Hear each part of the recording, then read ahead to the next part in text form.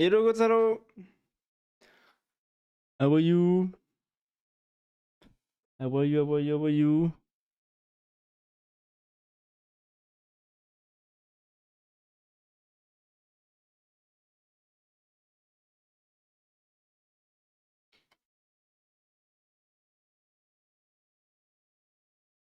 Good and you good? Yeah, I had a busy day today. I had to I had to move some things out of my apartment to like a basement, to the basement, and then to, I mean, that is not located on the same building. Then I had to go do my groceries, and then I also had to find like a joint to fix my toilet mechanisms, my floater mechanisms. That was a bit fucked up, and I made it better, but I yeah. But at least I can use the toilet for the next few days, so this is good. But I guess I'll have to change the mechanism because it's still not ideal for some reason. What happened to the yeah, and also the monitors. Yeah, the monitors. It was my fault. Is because I mean I didn't know I did that, but basically I did because I have a thing that like when the PC is idling when I'm doing something else or whatever, I programmed the screens to put the brightness after 5 minutes like to 0, and when I come back and I move the mouse, it's back up to the normal brightness. But sometimes when the power is out, if the power cuts, and it happened yesterday because I was cooking and the washing machine was also running and the oven was also running, and so basically my apartment was overloaded, and the power went out because I was using too much power, and my PC was stuck in this state, and so I booted, and then the brightness was low. So basically, I created a startup process to make sure that on startup the brightness would be correct. Unfortunately, what I didn't see is that codecs that made this little system, this little process, for some reason coded it to add it before what Omarshi runs to start the graphical interface.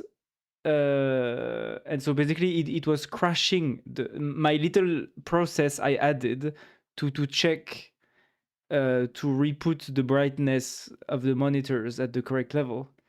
This thing basically crashed the graphical process. So basically I logged in, and after I logged in, Hyperland and Wayland would not would crash, and I would get a black screen. So I had to go to the TTY to a debugging terminal to see what was going on. And actually, I saw that I could start all the processes. So yeah, it was just because my process was basically getting in the way and was trying to, for some reason, start its own process. I don't know how. Bon. So I just fixed it, and now it works. Hello, Sticky Man, how are you? Wow, nice emote. Any the fuck way to earn? Well, I bought a new song today. Really? Nice. Oh wow, the emote pink Raspberry Pi. Wow, that's really cool. What song? You bought a song? We buy songs nowadays? Or did you buy a song like on Fiverr or something? Like, did somebody make a song for you?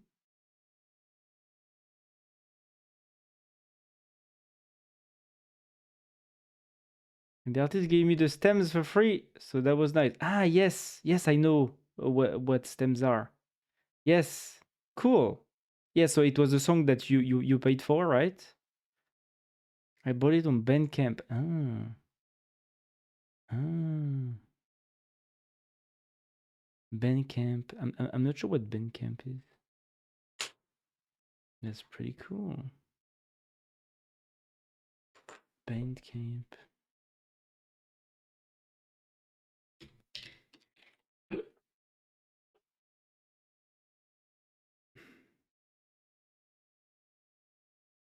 Mm.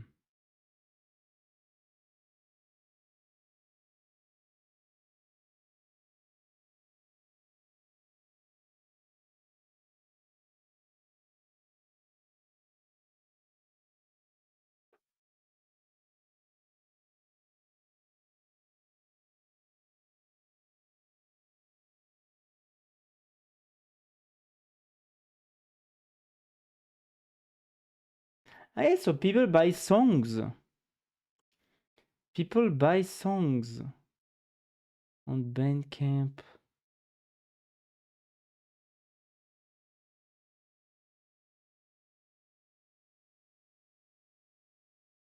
Mm. Is it like, do you buy the copyrights and stuff? Like, is it your song now? How does that work? It's called I'm tired of acting like I don't want to die. Wow. Wow. Depression song. This is a copy of the song you buy. Ah, it's a copy. So other people can buy it, right?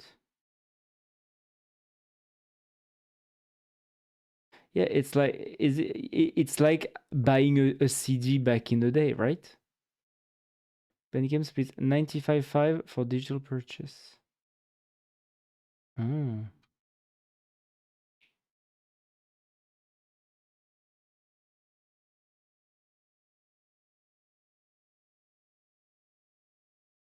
So like you're paying directly the artist instead of paying Spotify, right? That's how it works.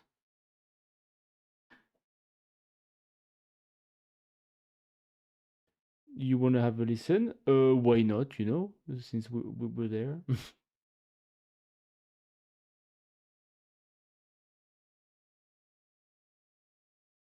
Bandcamp. I would like an about. Is it not about? About. Online record store and music community where passionate fans discover, connect with, and support the artist. Okay. Yeah, it's like an unplatform. It's like the reverse of Spotify.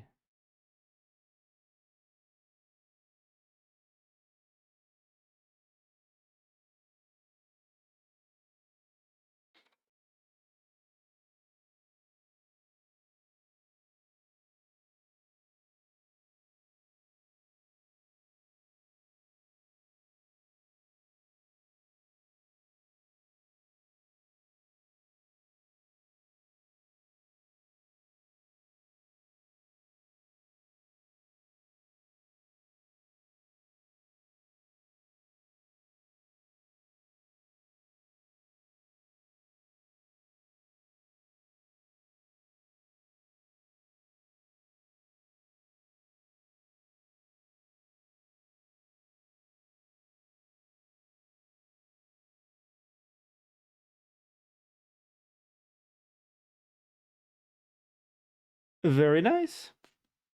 Yeah, it's a good song. Very cool.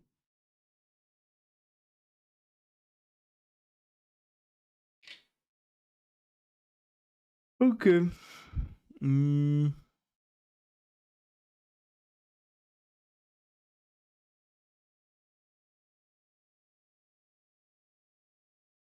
what do I want to do? What do I want to do today? Whoa. What did I do here? You.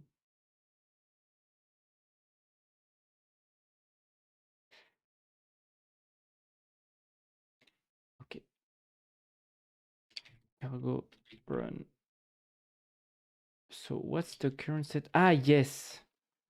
So the current state of the app is that it kind of works. It's just that I cannot get rid of those lines here.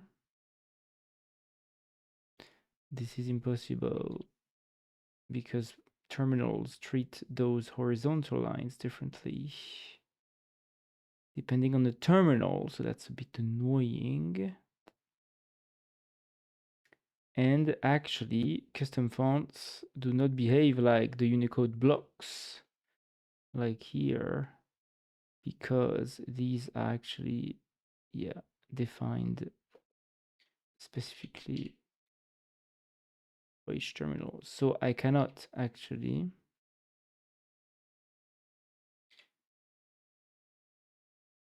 do this as I want it to be.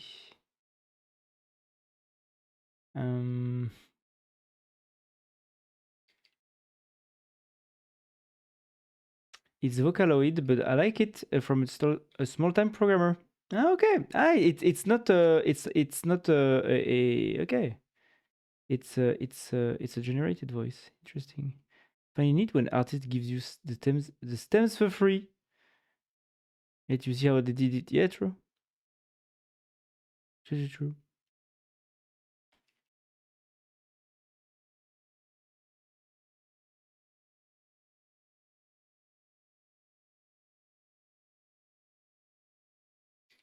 I mean, funny, the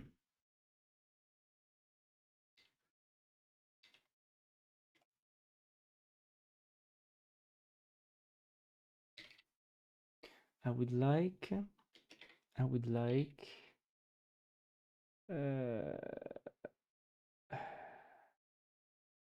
the two knobs for the grid to be visible in the preview of the current grid, like next to composition, threshold, preview. I would like also to see which knob for this grid was set to on off.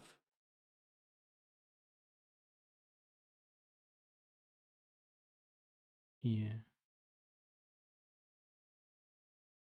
I guess next to the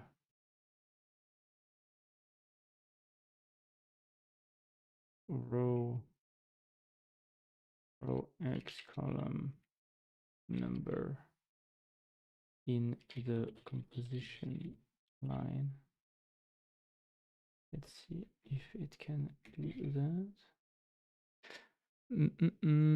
Vocaloid is not generated voices. Ah, what is it then? Vocaloid. Vocaloid.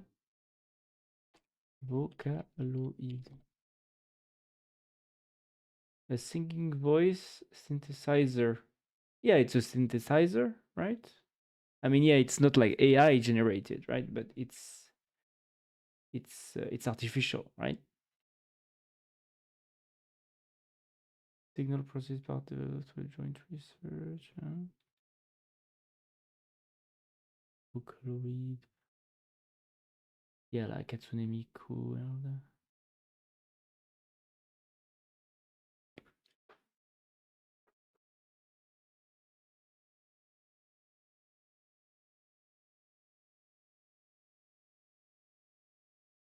Alors, implemented. Can I see that already? Yes. Ah, voilà. Okay, so off, on.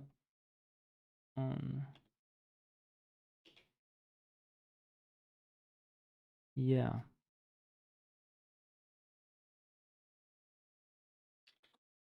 Alacrity. Let's see Alacrity. Curl run. Yeah.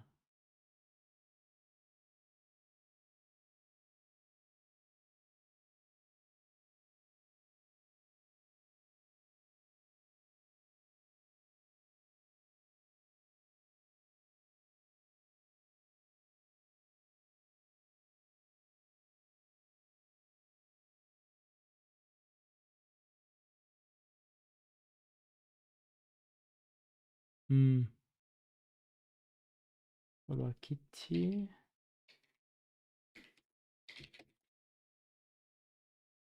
Logo rune.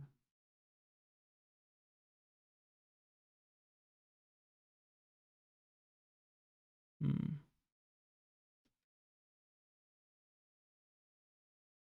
Okay. Have the vertical knob actually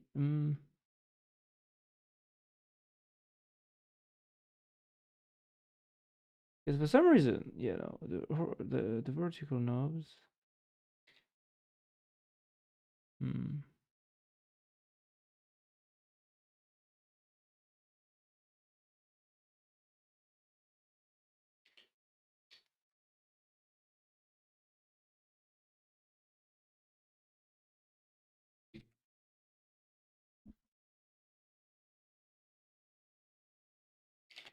have um add some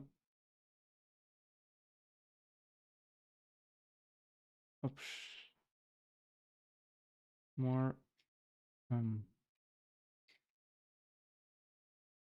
instead of on off if the for the knobs for the horizontal and vertical knobs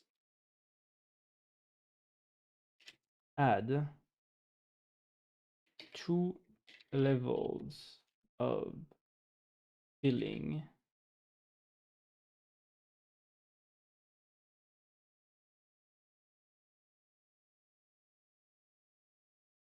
of bleeding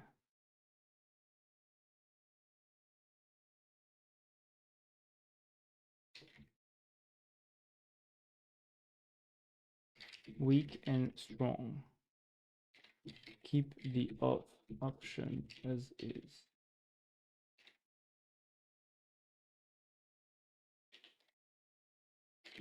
The weak would be the present values and just make them bigger for the strong options. Tell me the exact values you used to.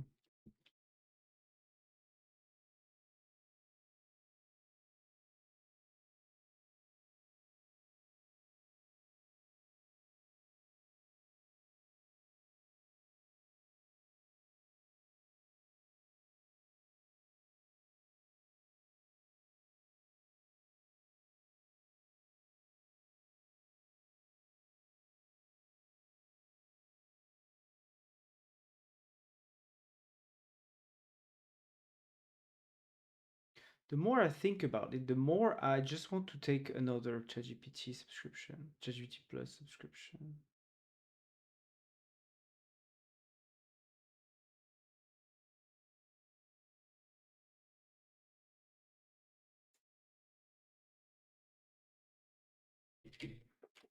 Actually, ask Codex, how can I manage on Arch 2 Codex, like 2 ChatGPT Plus subscription on the same machine?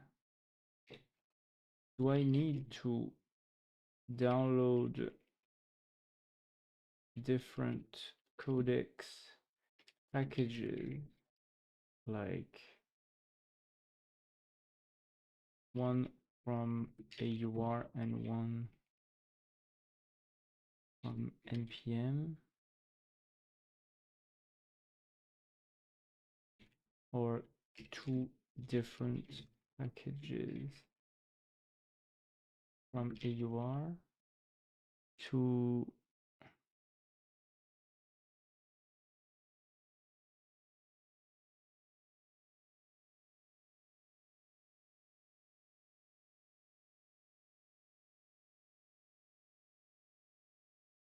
to be able to have two different OAuth accounts in each CLI at the same time. What about OpenCode Go? Not good? I have OpenCode Go, but the models are not as good as OpenAI's models, you know? Like, yeah. And also, I saw something just before that like blew my mind. Um, let me show you real quick.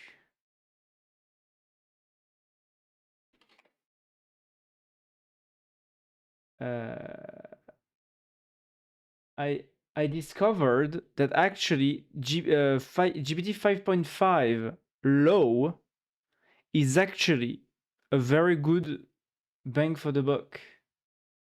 Well, I still think it uses slightly too much tokens though, so I'm not actually using. But for like semi-hard tasks, it might be good.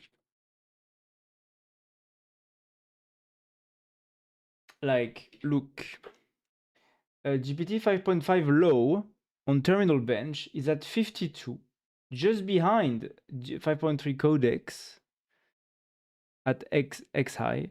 So, bon, I'm not using that, but you know, it's above, like, GPT 5.5 low is above DeepSeek v4 Pro in terminal bench.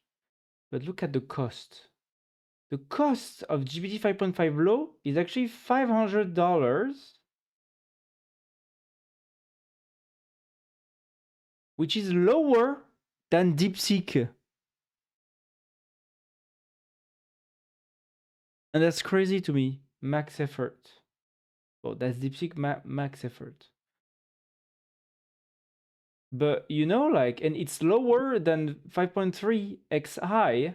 So, like, in terms of cost per hard task thrown at the model, and maybe, like, I guess it's not totally the same for a very simple task, because maybe for very simple tasks, maybe 5.3 codex low or medium is actually maybe better for cost-wise for simple tasks or whatever. But when you have like a moderately hard problem where, you know, higher benchmarks, higher intelligence actually matter, if you have to choose between 5.3 codex high and 5.5 low, cost-wise, you should choose 5.5 low because it's like cheaper. It's like 3 times cheaper. And it's just as smart, right? It's like 52 compared to 5.3 codex, 53. You know? So that blew my mind a little bit.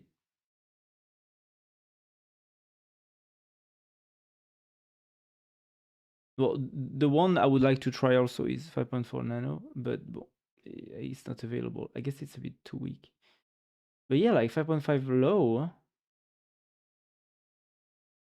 But the only annoying thing is that they don't give us the 5.3 codex high, medium, and low cost and performance. That's a bit annoying. We don't know for sure what it would be. But yeah, like 5.5 low, cost wise, is actually a way better deal than I thought. You know?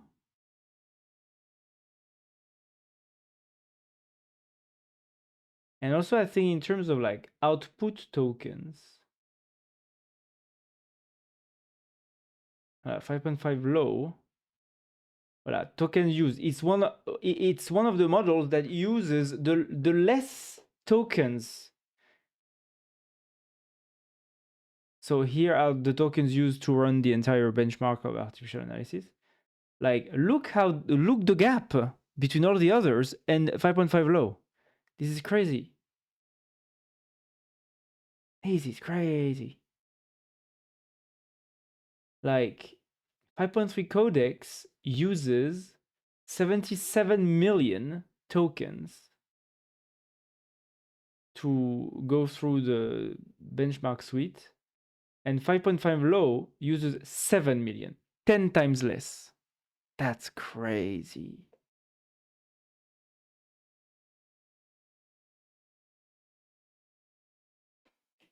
Do they have 5.4 low? Because I guess that would be a good.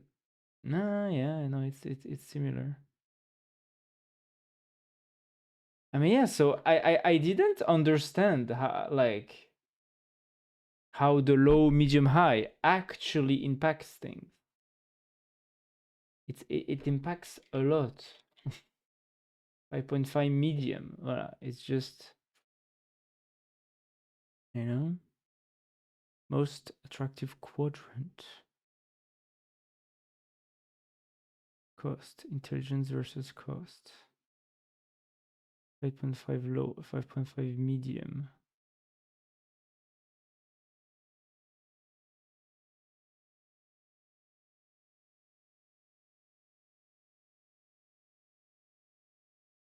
So yeah, it's really annoying that we don't have the 5.3 codex, because 5.3 codex is in terms of like token per million is way cheaper than 5.5.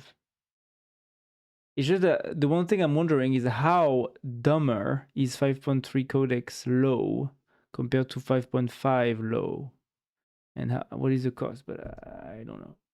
We don't have this data in there, so I'm not sure. Looks a good fit, yeah.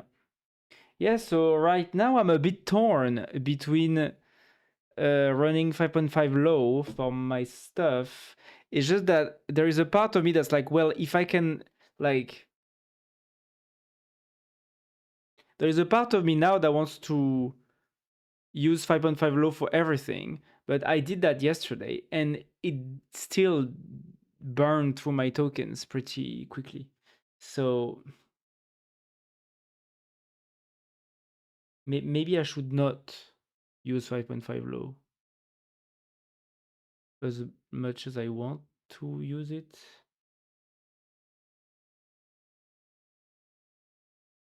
But yeah, so I'm just wondering, like, how can I, extend, because now my limits are, I don't know how to manage them correctly. They're a bit too, yeah. Maybe I should just run 5.3 codex low or something most of the time.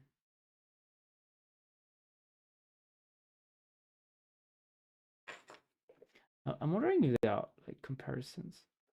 5.3 codex low versus medium versus high.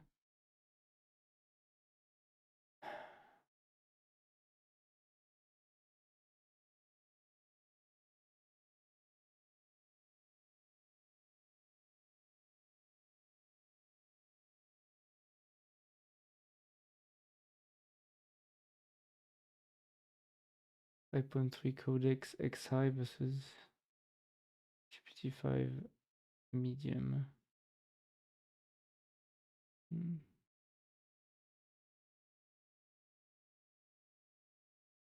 they give details about like scaling? I don't think so. I don't think so.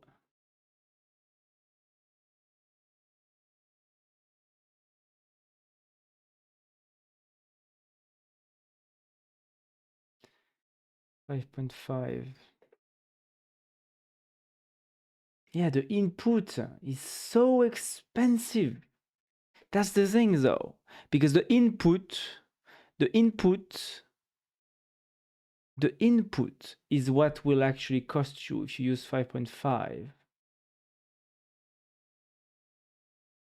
The output is only 2 times, but the input is like 4 times or 3.7 times or something.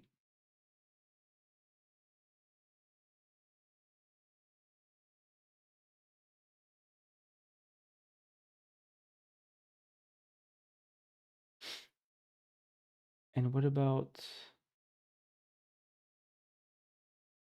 I'm torn between like 5.5 low, 5.3 codex medium, and 5.4 mini. I don't know what to do. Because some tasks need a lot of input, like to read, and a small number of reasoning, right? You don't need to solve big problems, you just need to find the info. I guess if you just need that, if there is like a big web search or whatever, then I guess 5.4 mini would be enough because it's so cheap for the input. 0.75.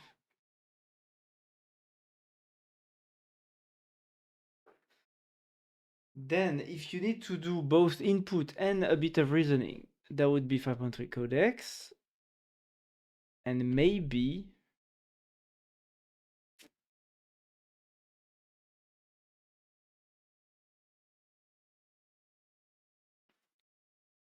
how is 5.5 medium in terms of cost?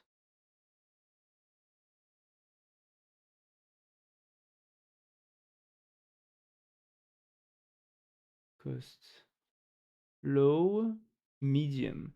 Yeah, so medium is a bit behind the 5.3 codex. X high. 5.3 codex X high. 5.3 codex X high. It's $1,200. So if you use GPT 5.5 medium, it's roughly the same as using 5.3 codex X high. Yeah.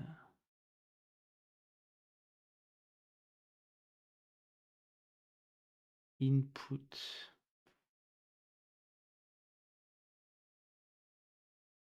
Also, like, how is the input differing here? I'm not sure what's going on. Why does medium has more input? Is it because it searches the web more, maybe? So it gathers info that will count as an input? Yeah, maybe.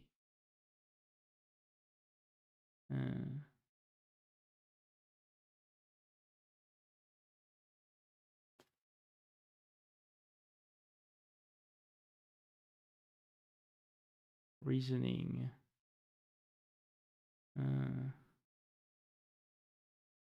Mini.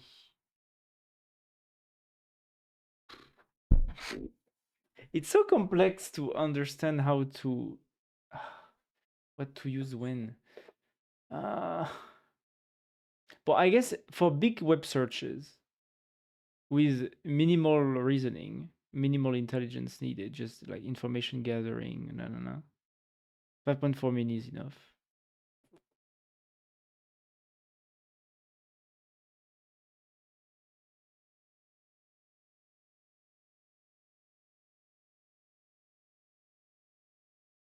Then 5.3 codex would be like the middle ground. And then 5.5 would be maybe 5.5 low is actually the best when you need that intelligence and you don't have much input to like to generate a plan or something. That would be the best, I guess. For the book also. It's complex to compare.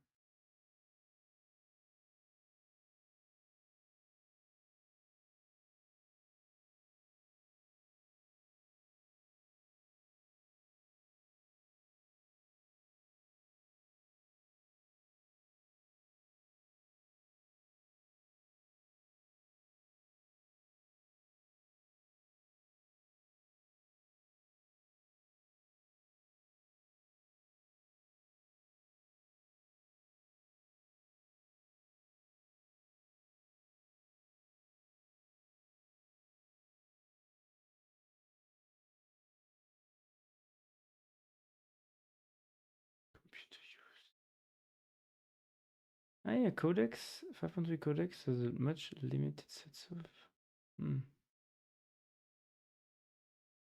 Ah yes, because all these models, 5.5, 5.4, they're also made to work like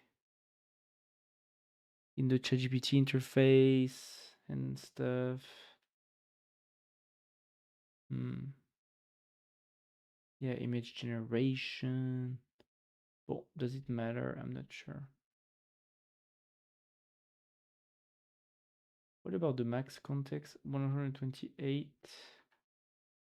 5.5, 128 max out. Ah no, context window. 400k context. A million.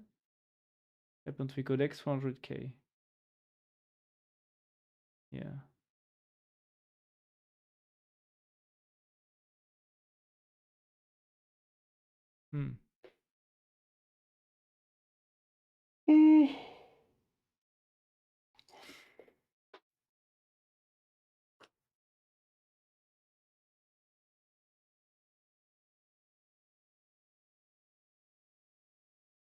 For 5.5, prompts with more than 272k input tokens are priced at 2x input and 1.5x output. Oh la la. Ah yeah, it's the only one.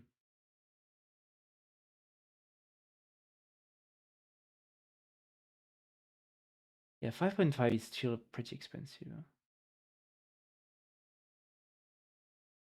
Yeah, maybe I should not use 5.5. Even 5.5 low. Because even 5.5 low, it still burns the tokens fast. I mean, it burns my usage quota at least fast.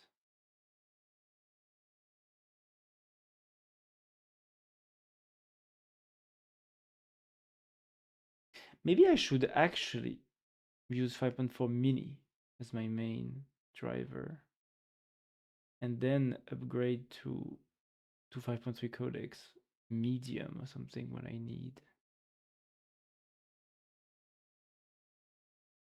It's just that what is the performance of 5.4 mini medium and non-reasoning? 5.4 mini medium, damn, $300. That's very cheap. That's almost as cheap as a DeepSeek V4. That's twice. That's like that's flash level cheap. 5.4 mini medium. What about the what I'm interested in? The terminal bench. Ah yeah, it's pretty weak. Ah fuck. 5.4 mini medium. 34. Ah yeah, that's below DeepSeek. Ah yeah, so that sucks. Because even the DeepSeek Pro is not that good. 5.4 mini X high.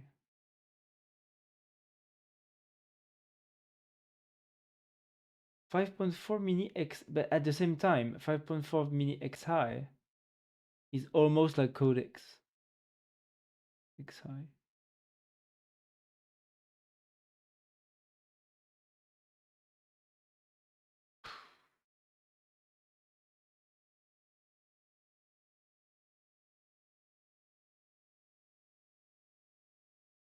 Hmm.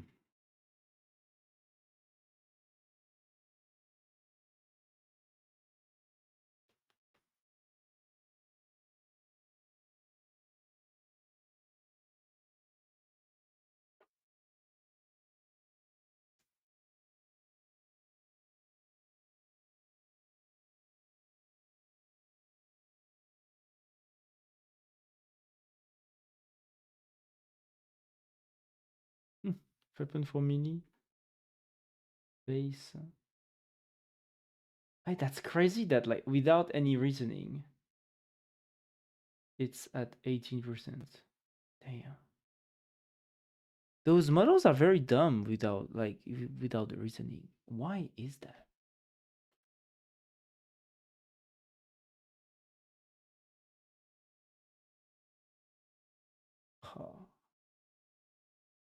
torn. I am torn. Intelligence versus cost. GPT 5.4 low. 5.4 low. Where is 5.4 low? 5.4 low, 43%.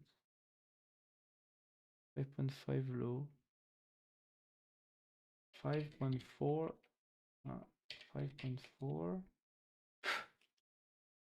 Ah. 5.4. Bon, pro. Just to see. Just to laugh.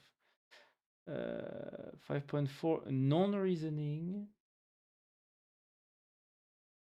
5.4. There's no 5.4 medium. No.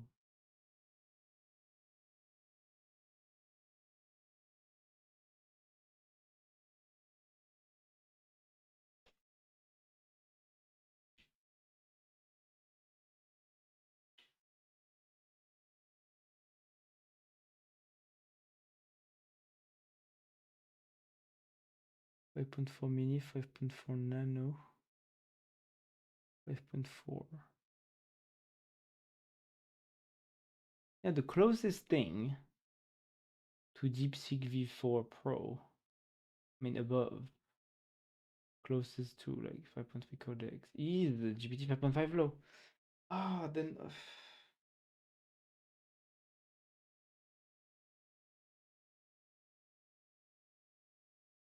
Hmm.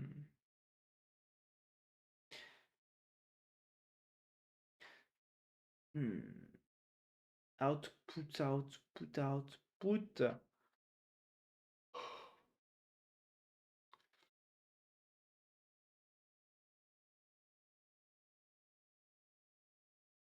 Yeah, so the most expensive with 5.5 is the input. The most expensive in 5.3 codecs is the reasoning XI. 5.4 mini medium, same. No, it's also input and reasoning.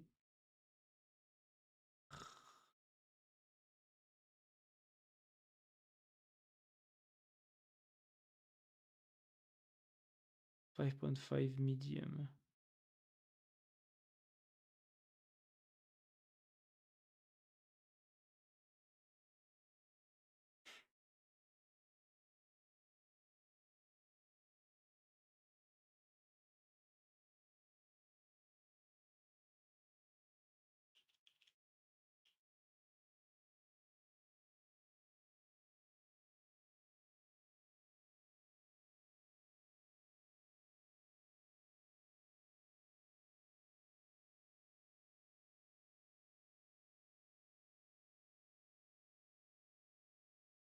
Five 5.4 low.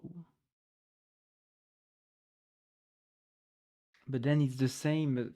I mean, no, actually, maybe the Chinese models are still pretty, for the price. Yeah, they're not bad, huh?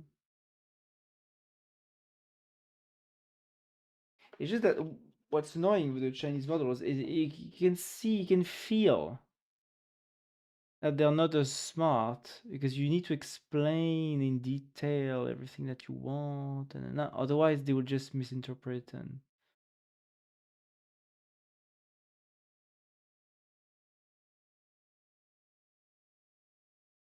I mean, that's crazy, huh? Between 5.4 low and 5.5 low, you jump from 43 to 52%, almost 10% increase in terminal bench. 5.4 nano, 5.4 nano XI. Yeah, it's funny that like performance, except for 5.5 low, roughly equates the cost.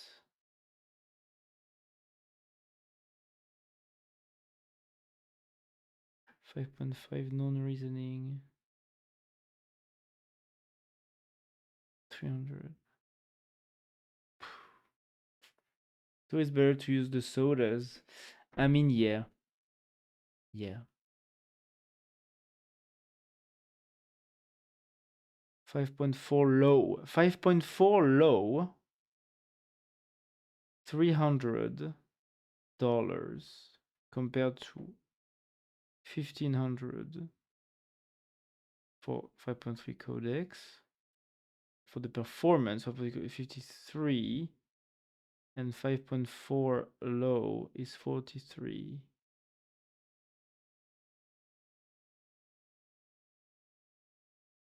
It's way cheaper. It's still like just a bit weaker. 5.5 low. Yeah, 5.5 low is just wow, very good for the price. Just very good for the price. Hmm.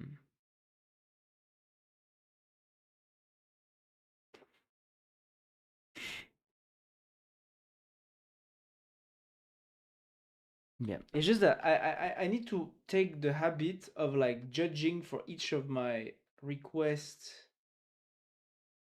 what model I should use or conversation, because actually each time you change the model inside the conversation inside Codex, it busts the cache. So all your cheap cache tokens, you are paying everything again. So you should not ideally switch model inside the conversation because it will make you pay more.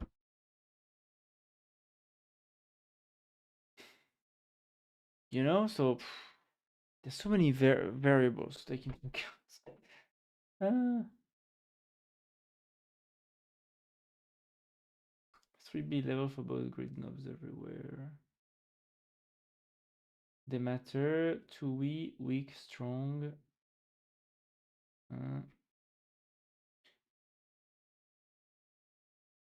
No. No. Calculate build. Calculate run.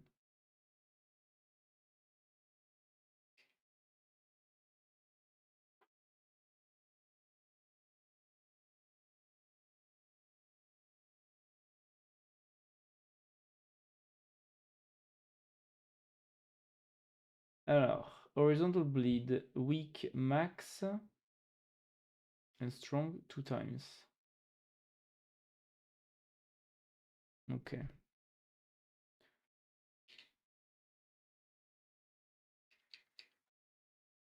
Let's do this here.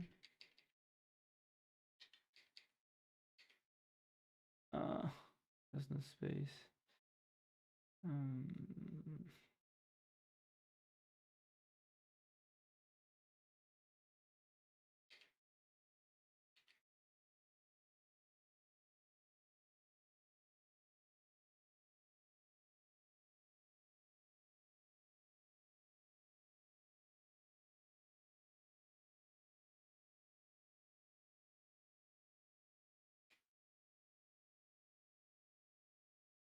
I'm wondering.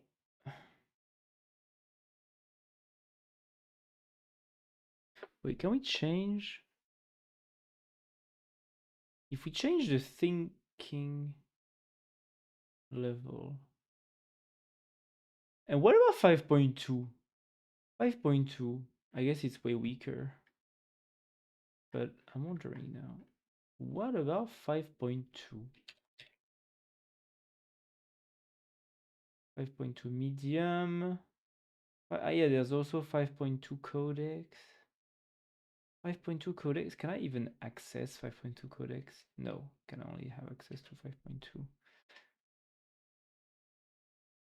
5.2. 5.2. XI and medium. What's going on with 5.2? 5.2 medium. 43. It's like 5.4 low. Interesting. And when it comes to the cost, 5.2 medium, 700, and 5.4 low, 300.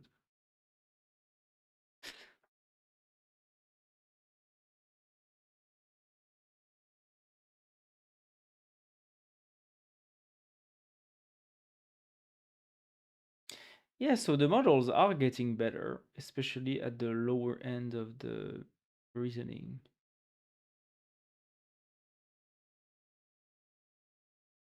Because like for the same 43% on terminal bench, 5.2 medium would have cost you $700, while 5.4 low now costs $380. And now 5.5 low for 500 gives you like 10% more. Yeah, 5.5 low is just good. It's just good.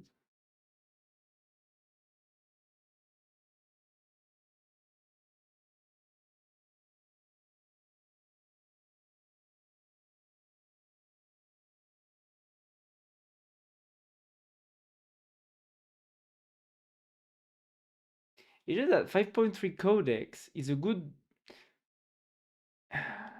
it's a good balance because 5.3 codex can gather lots of context and it won't cost much. Whereas even though 5.5 low can achieve better scores with less reasoning, if you just happen to need a lot of info for some reason and it scouts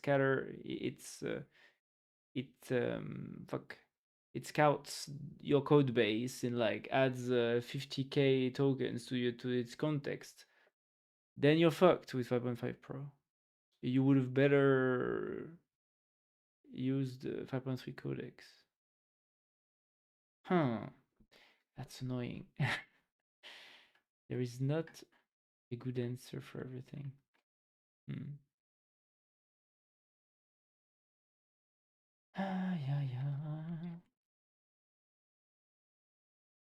Let's try 5.3 codex low to see what's going on.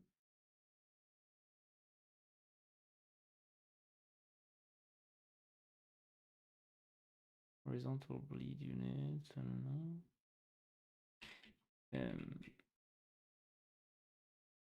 Increase the size for some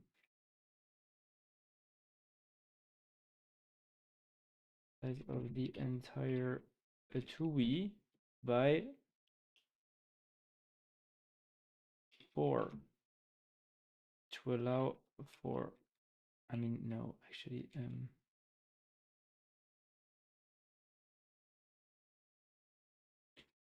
increase the size of the create button by 2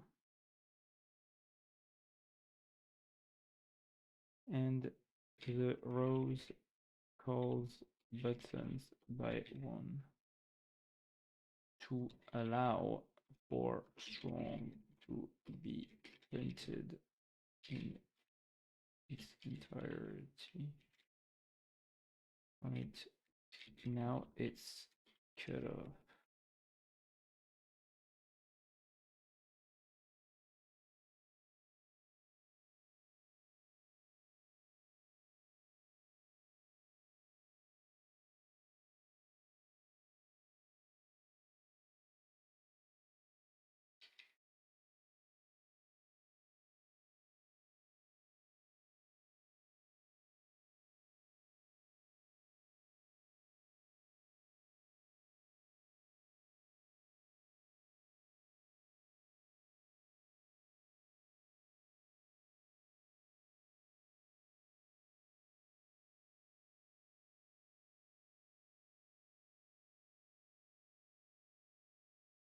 Also, there's just a part of me that is suspicious on the non-codex models because 5.3 codex was made to work well in the terminal. So I guess there are some optimizations there that 5.4 and 5.5 cannot reproduce, even though I'm not sure. But to me, that's like likely.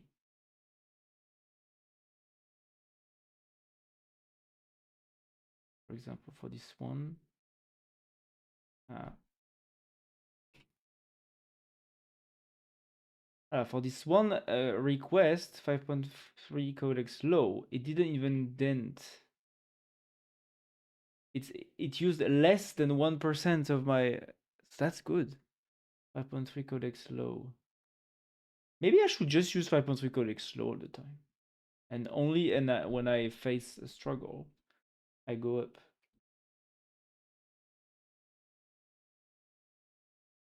Because like 5.4, 5.4 mini, 5.4 mini medium. Yeah, it's dog shit. Yeah. Yeah, because benchmarks are not everything, because each task, you know, is different, and each task can, like, if it's a simple task, it can be completed by lots of models. So you should just take the weakest here. But bon, yeah. Basically, 4 extra columns to the bleed knob, so strong can render fully. Okay.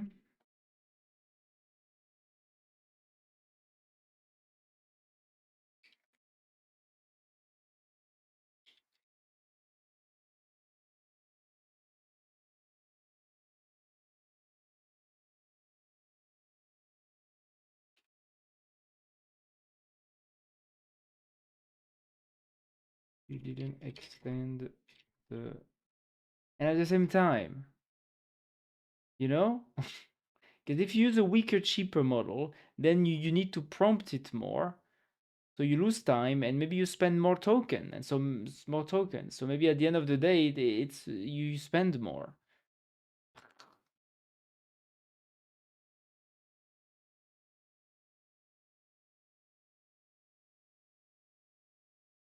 There is no way out of this.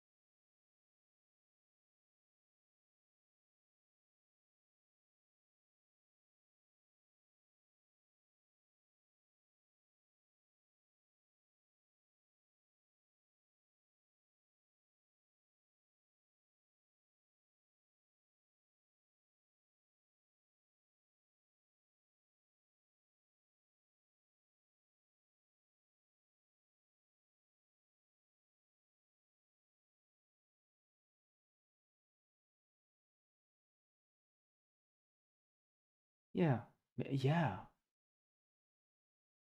Mm-mm-mm-mm. Yeah, but I think across all models, maybe you should just use low by as the default, and when you encounter something that's, is annoying, then you increase the reasoning. You know, I guess that's how I should optimize to extend my usage quota.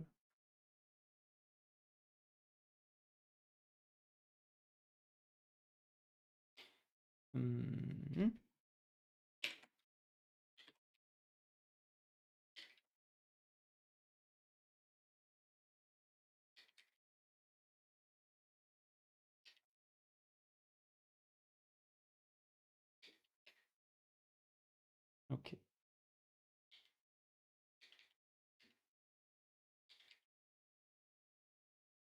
Um, well,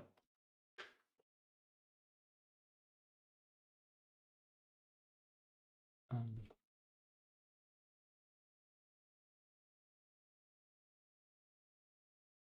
okay, good. But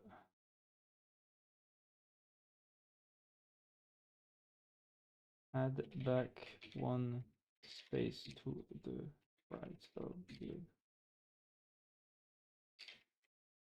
scrolls. They're not balancing.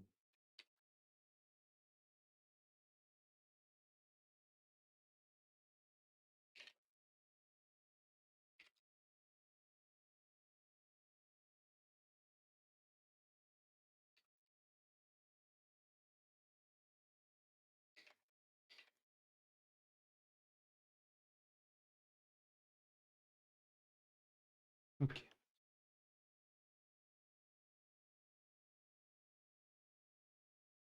Maybe I should have just, changed that myself. Okay.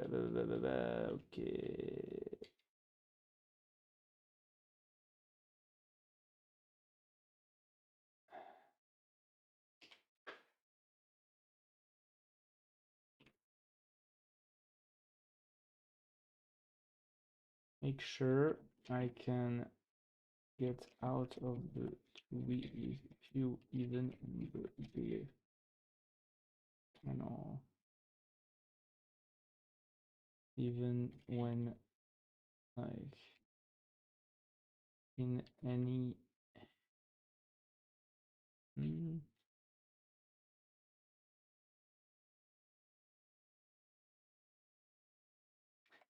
it's like when I'm defining this, I cannot quit.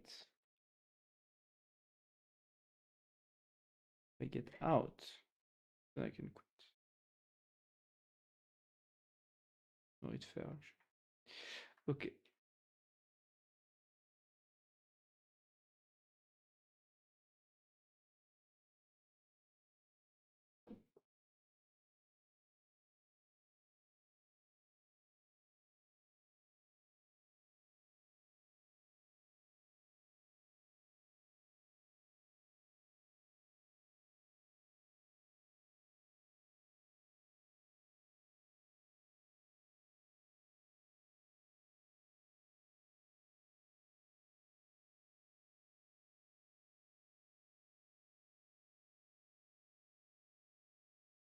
Actually, make the delete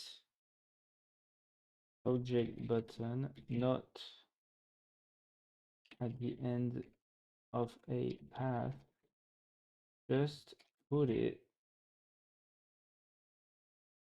just spawn the selection on the cancel button and have the user go right one time to and press enter to delete the project. That's it.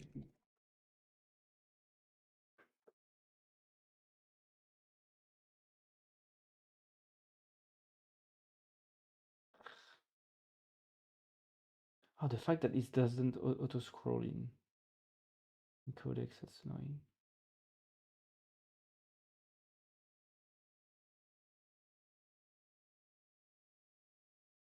Hey, Renata, how are you?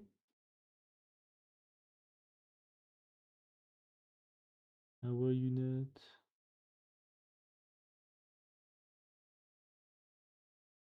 Good, and you? I'm very good. I did lots of things today. I became a plumber today because I replaced like a membrane of my floater in my toilet. And now it's kind of working, but it's not actually fully working. So I guess I will just replace the entire thing.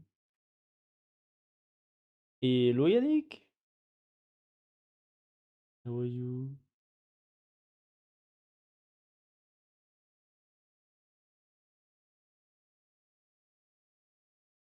Hello, Yanni.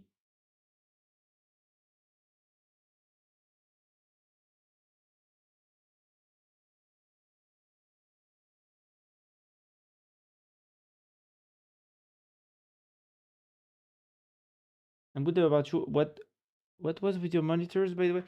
Yeah, it's because I unexpectedly created a little like utility check at startup to check the bright if the brightness of my monitors were correct, because sometimes when they're idling, if like I cut the power or something, it's not well, I had this problem that I didn't want to deal with in the future, so I added a check, and it turns out that this check for the brightness at startup was starting before what Omarchi does to start Hyperland and all that. So it basically crashed the entire graphical process. Uh, and so I had to understand that, oh yeah, okay, it's actually my brightness monitor stuff that is starting before Hyperland itself, which I guess it should not happen, you know? So yeah. So, so that's the story. But I also changed a membrane in my toilet today because my I don't know the term in English, but you know, my toilet was like filling the reservoir a bit slowly, and actually there was a problem with one piece. I had to replace a joint.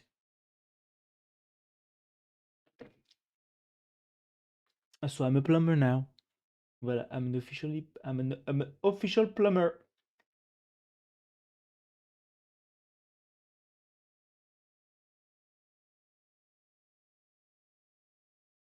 A membrane, yeah, like a joint, but it's not actually a joint. It's more like it's an interface, something to let some water pass through if there's like too high of a pressure or something. But it was pierced, so the water was going out always, and it was not supposed to.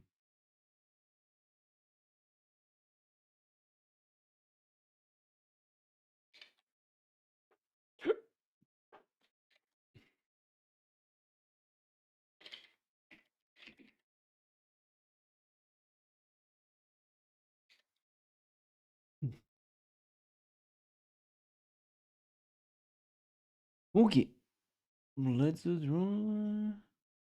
Mm, yep.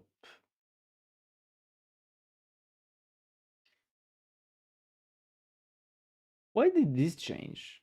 This was not as small. Well, I'll see that later. Um.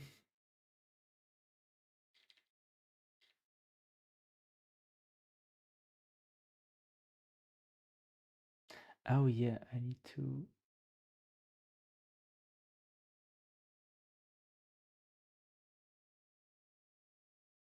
implement that.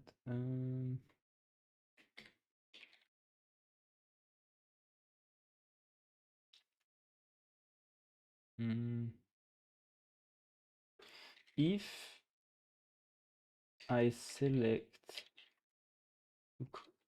if in the grid selection process I select an already existing grid parent children should not be allowed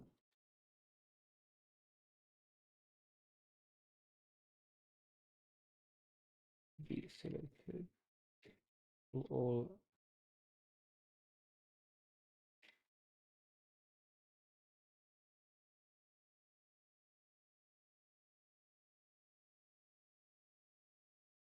It should create a new grid,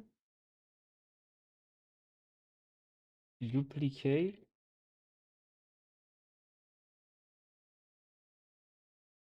with potentially different parameters. bleed nodes, rows, columns, etc.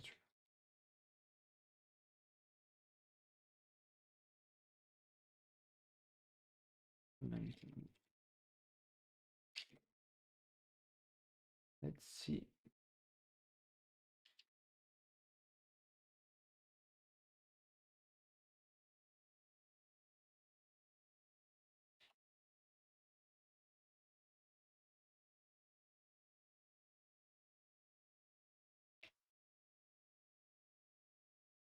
Ooh, ooh, ooh, ooh. No, it's ooh, ooh, ooh, ooh, ooh, ooh, ooh, ooh. Oh no.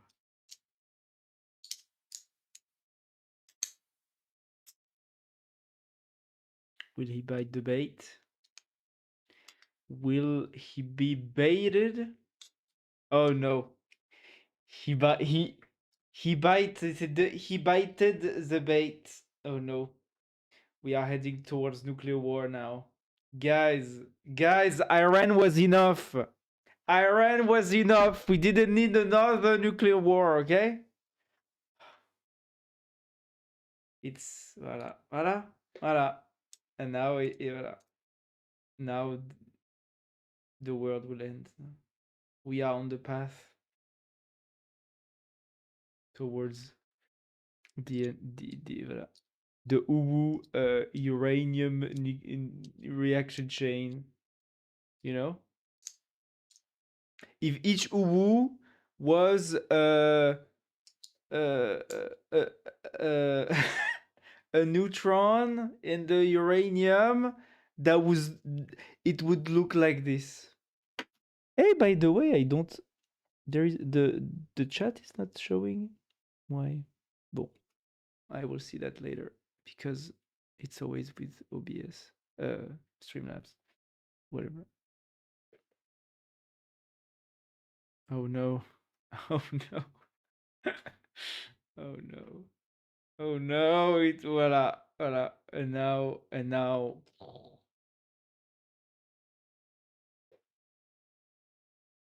Mm.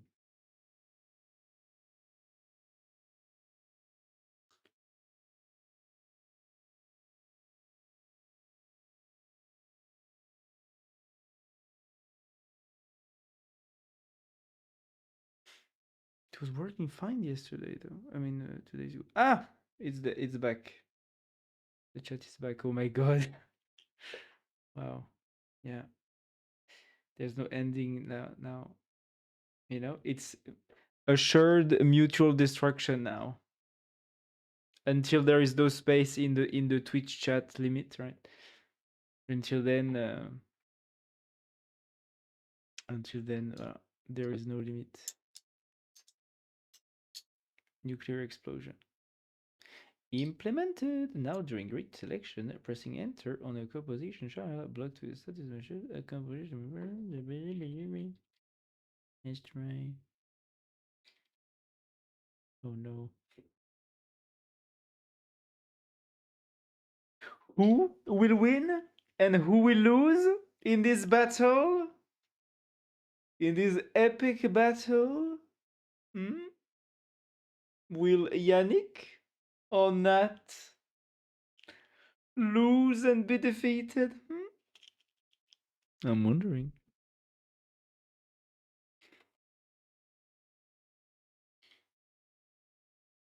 You never know.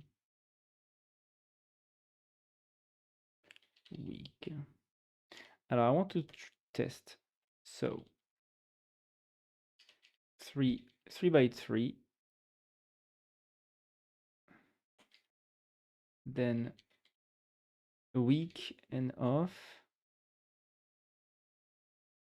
Then strong and off.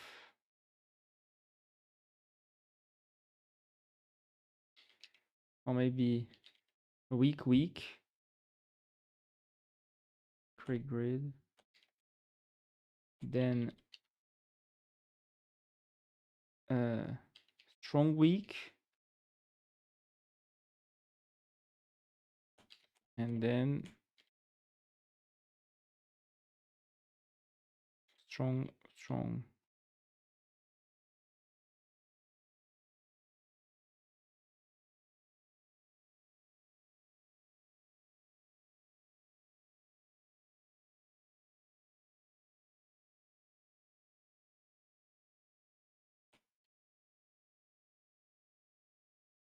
Oh wow! Oh damn! Oh damn! It's time for the nuclear bomb. Sorry. Wow. Sorry everyone. This is the end. Oh no. Oh wow! Voila! Here's the nuclear bomb. The chat is fully filled with owos. Oh my god. Oh my god. Oh my god.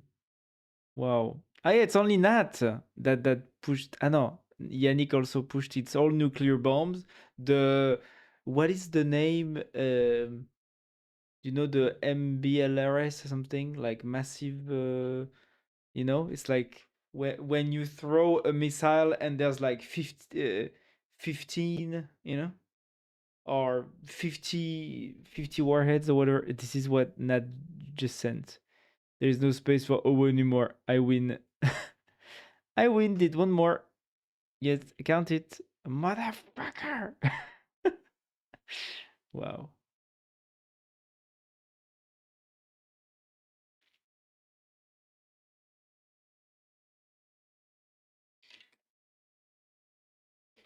Wait, did I?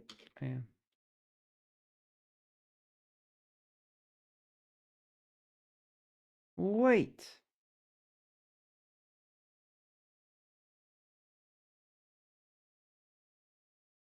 Hello.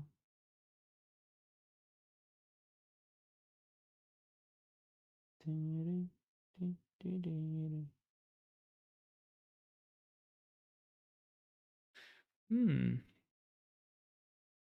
Oh wow, the hello. Damn.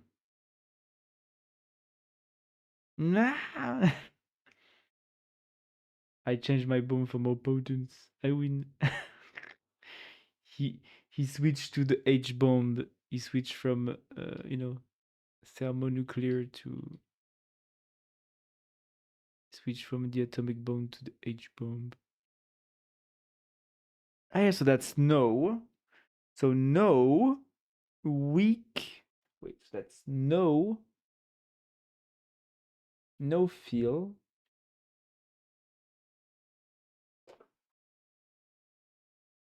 no feel, weak, weak, left, right, weak, weak.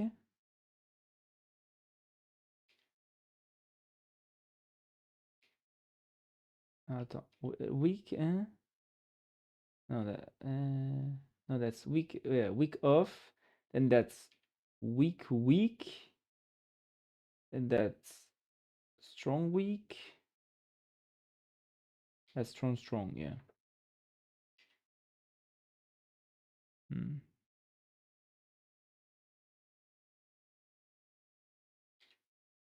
And what about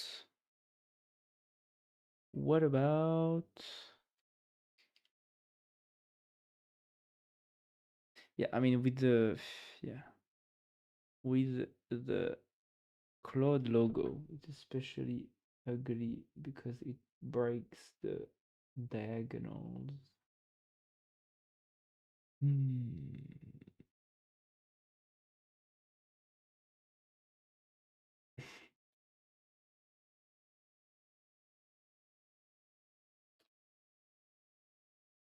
Um,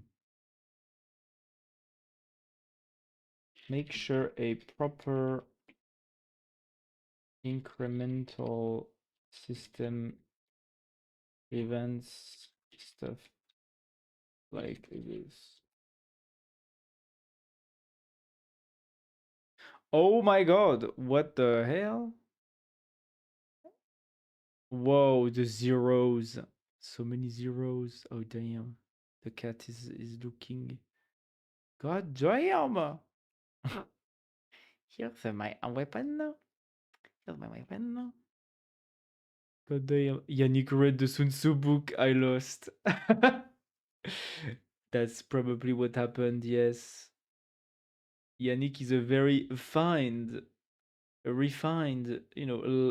reader of the finest military strategy. He's a Clausewitz enthusiast. Mm-mm-mm-mm.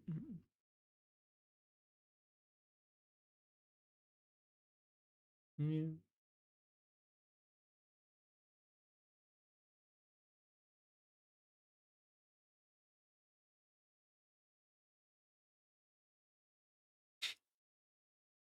It's for me. Yes. Clausewitz. As Clausewitz once said, war is just politics continuing through other means. Journalists think they're so cool when they say this on TV. Even though I don't think it's like a particularly impressive quote or something, but people like this quote a lot. War, war never changes. Yes, the one you started. Now bring the war reparations. And as a German, Yannick knows a lot about how not to pay the war reparations. Am I right? Sorry.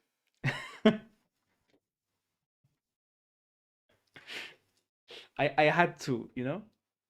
It's it's I had to. I imagine Yannick. Maybe, or maybe not. Maybe he doesn't care. Maybe he's just watching an anime right now. So he's not going to answer to my joke, and it's okay. Mm. I need to work on my code.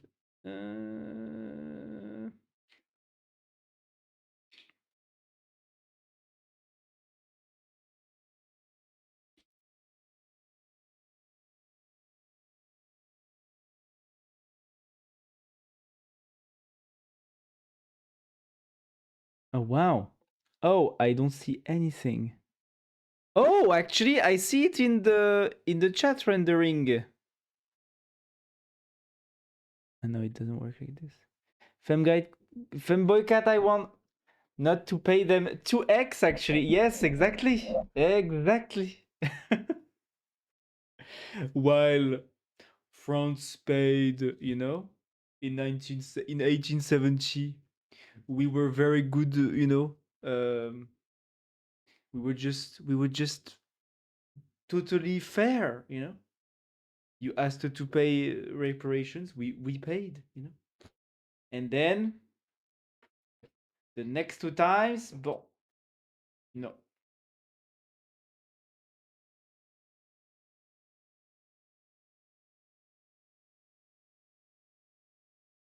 That's how you were just smart.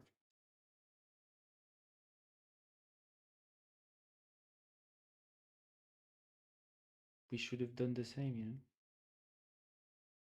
But for some reason, French people love to follow big ass principles in the international stage to have some panache.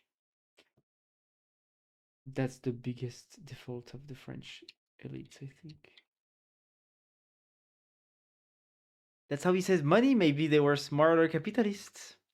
Well, yeah. I mean, you know what happened. I guess you probably learned that at school, right? Like how the Americans kind of helped um, the Germans, like erase the debt by printing lots of dollars and having I don't know.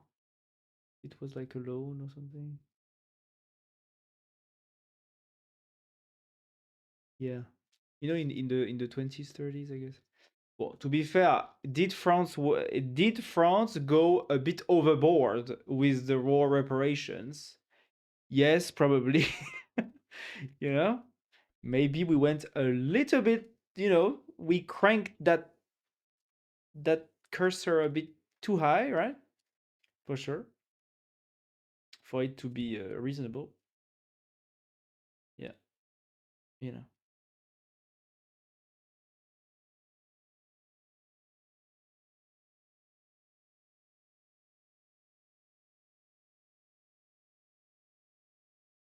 But at the same time, we were not even willing to intervene, So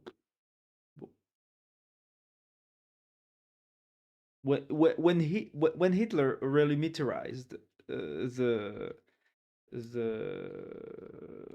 Renania, I don't know how you say that in English, Renani, we should have just intervened, but bad luck, the socialists just got in power, and so we decided not to do anything about it, even though it was a clear violation of the Versailles Treaty and all that stuff. So bon, in a way,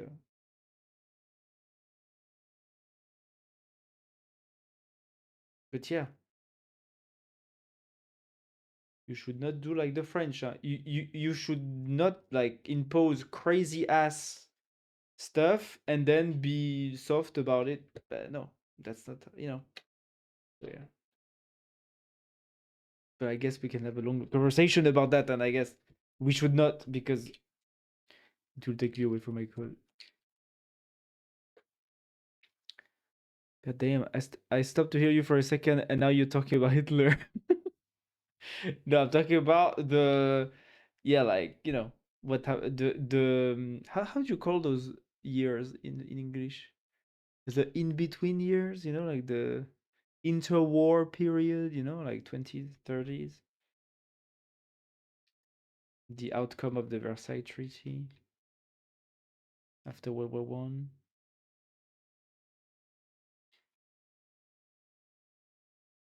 Yes, he still might have been. No, no. Cold War? No, no. In between World War One and World War Two, in the 20s and 30s.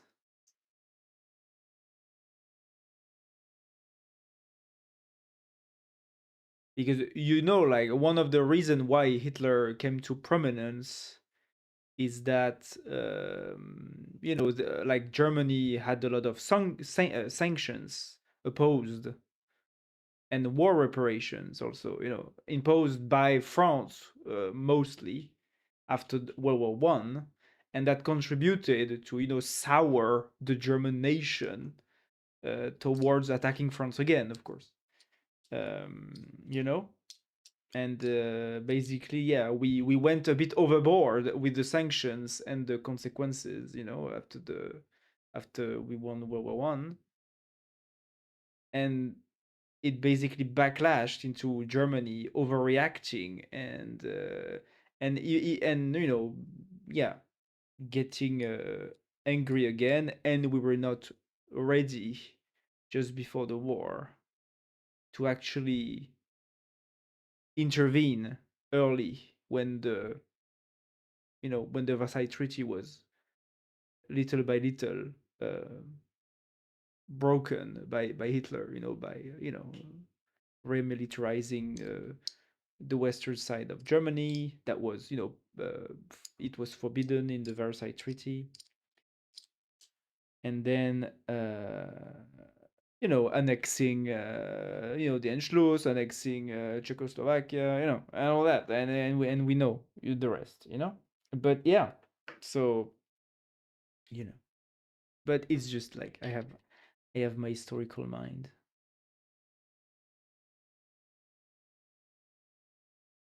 yapping. That's what's happening, basically. I'm just yapping. It's okay. Um,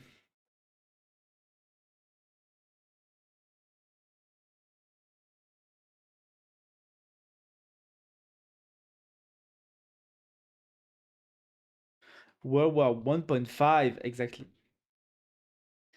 Yeah, I mean there was a lot of unemployment in Germany, and so it created a lot of instability. Yeah, I mean, that was also part of part of why. I mean, I'm not sure if it was like I'm not sure if it was concurrent or a cause or a consequence, but you know, like uh, I'm not sure actually. But you know, like in this period, the German government printed a lot of Dutch marks to. So I don't remember if they printed a lot of Dutch marks to try to save the economy, and on the side, it also diluted the war reparations amount. You know, as a consequence. Or maybe it was because they wanted to dilute the war reparations amount in Dutch mark that they just printed a lot of Dutch marks, and then it caused economic troubles. I don't know how, which caused which, but yeah, yeah, big economic crisis, like the 1929 economic crisis in Europe, in America, but of course in Europe, Germany was, yeah, one of the most impacted, and so it created a lot of political stir, and Hitler rose among this in this environment. So yeah, history,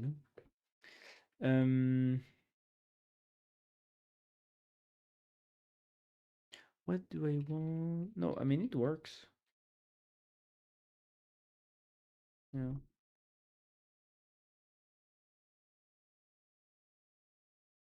Mm,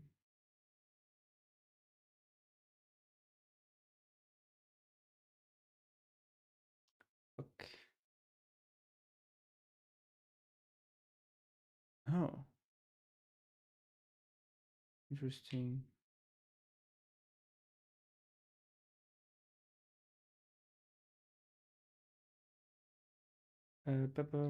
Pa.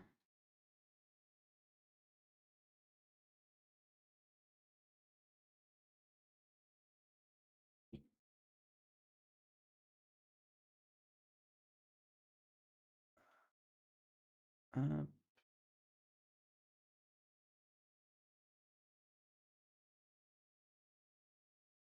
Now I want to test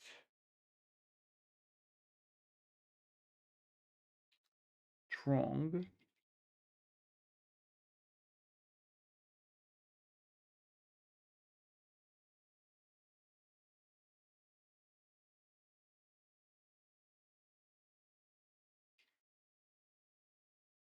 and weak.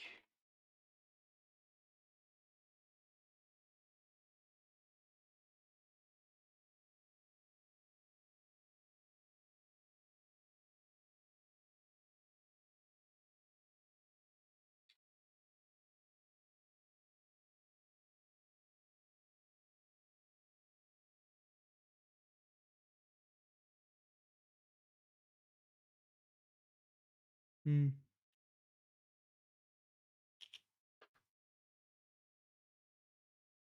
Hmm.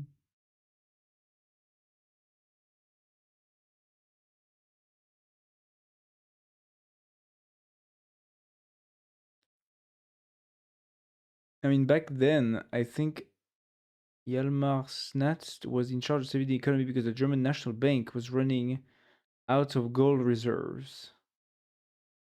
Hmm. Yeah.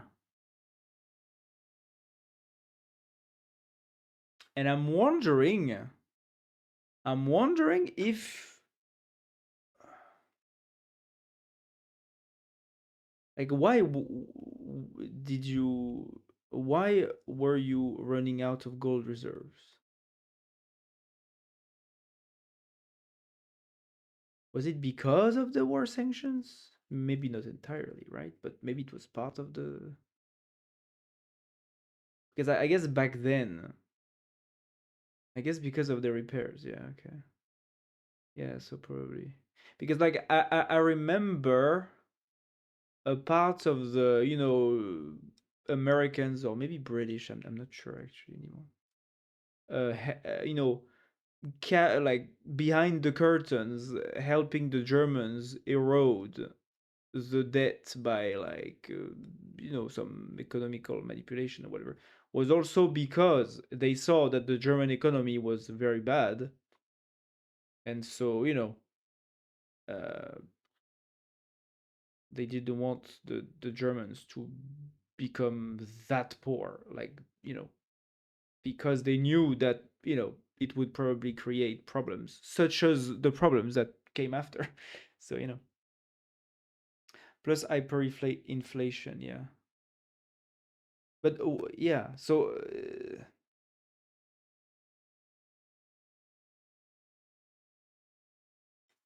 it was well, I'm not sure. But was the hyperinflation generated to dilute the war reparations? Or maybe it was like both at the same time, like because the economy was bad, they needed to find a way to erode the war reparations. So they printed a lot of money, and then the economy didn't get well because yeah, hyperinflation is not very good for the economy or something like that. Well, I'm sure there is a refined, thesis or something, history thesis somewhere about this specific subject that I've not written, that I've not read, of course. But yeah, sometimes these subjects come into my mind, and I'm asking myself, what happened again?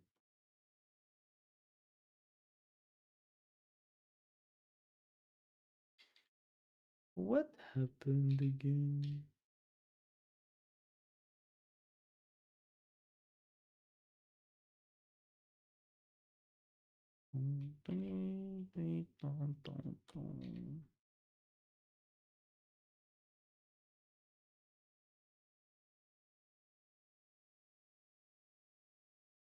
I don't think so. To limit the hyperinflation, they invented the Reichsmark, and that kind of fixed. And also, I guess the Germans were also behind on payment and had some pressure. Hmm.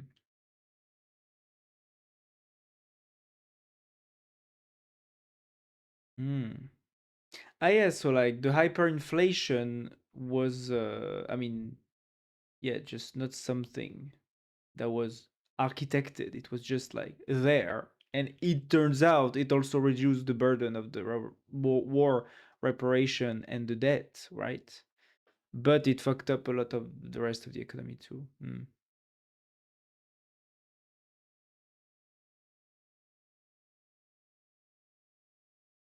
Yeah, yeah,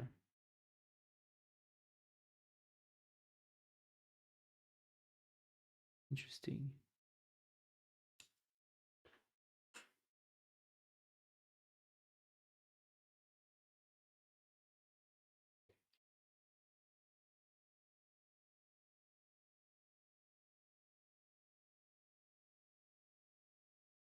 Because they did pay some stuff, but they had to keep some money to keep the country running, so they had to pay out from the gold reserve, and the, they got really low. Okay, yeah, it makes sense now. Yeah.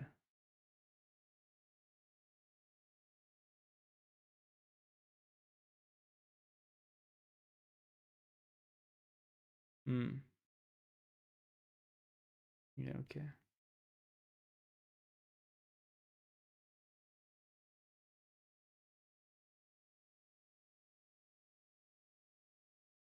Damn, I really had this trouble with that one. Don't worry. I understood what you meant.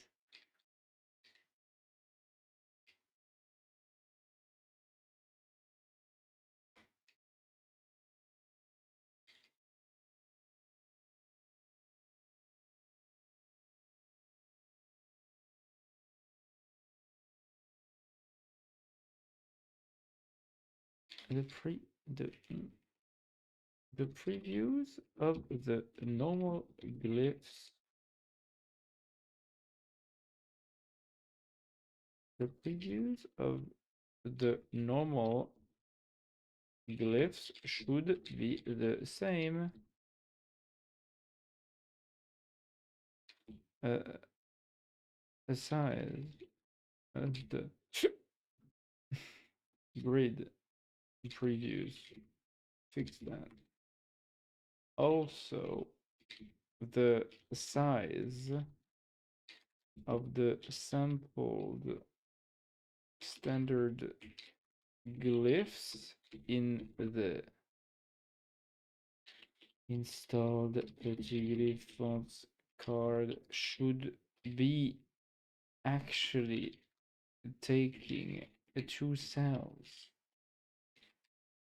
One cell for the standard glyphs is way too small.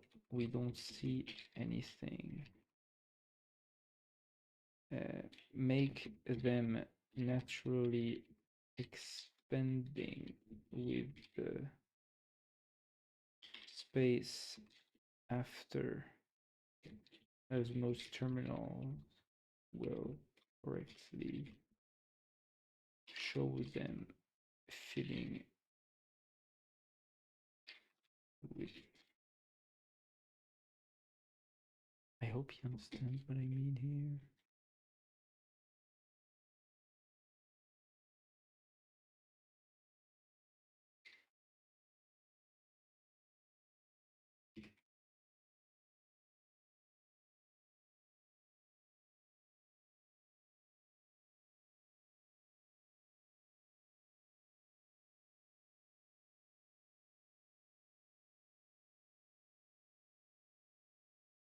Yeah.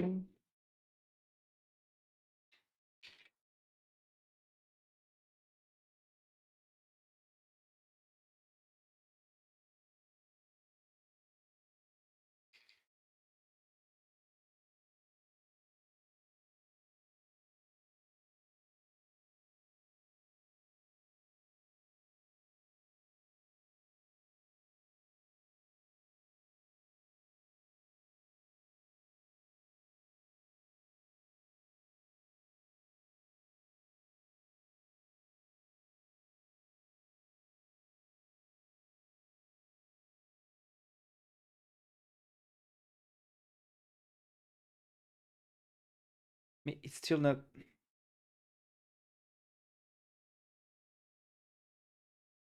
Still not showing the correct reviews sizes for the standard glyphs.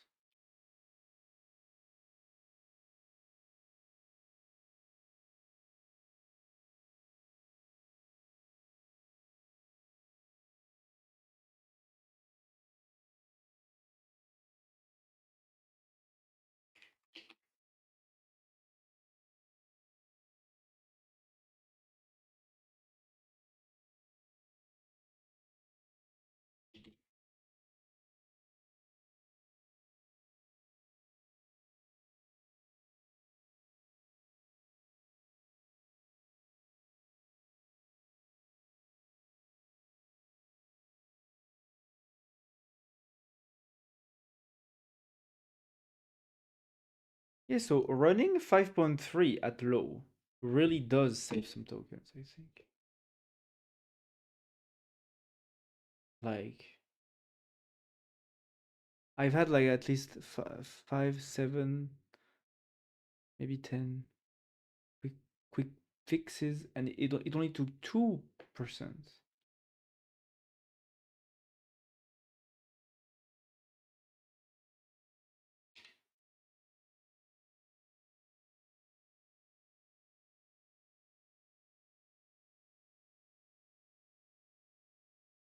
Okay.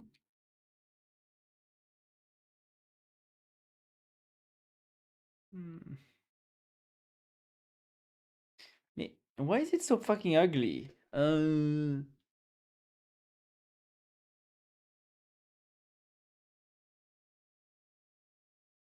it doesn't. Dude.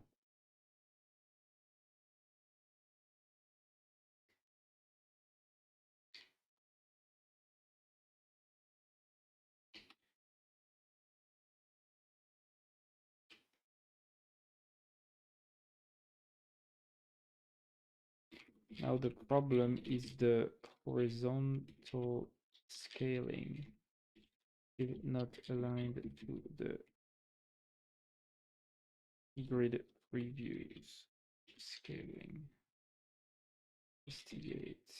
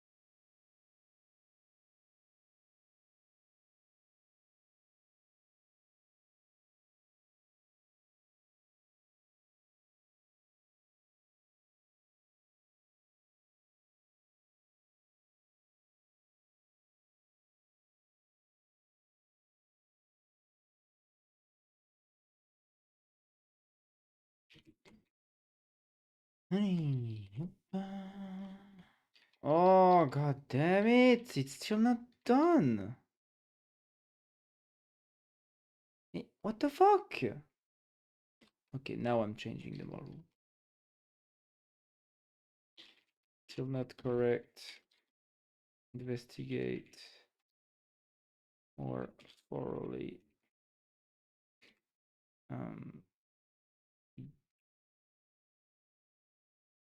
Wait, do I need to rebuild maybe? No, still there. The standard glyph appears squished.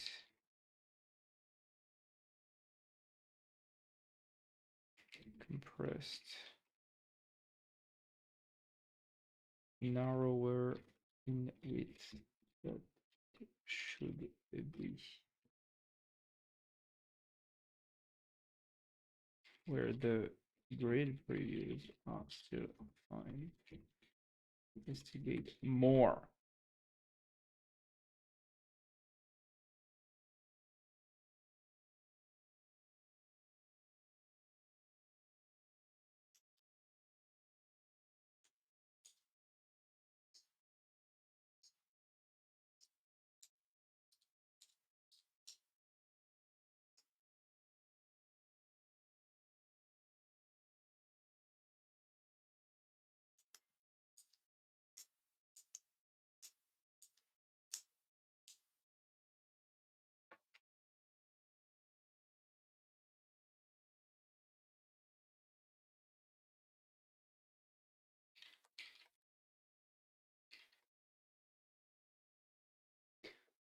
God damn it, dude. No.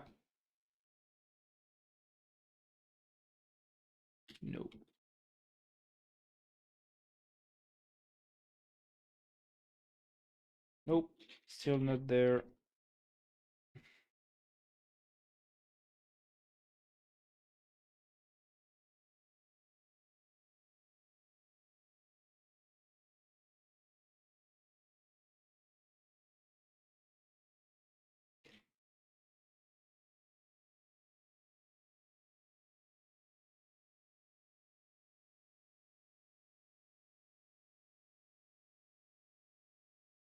Tunic died from stroke.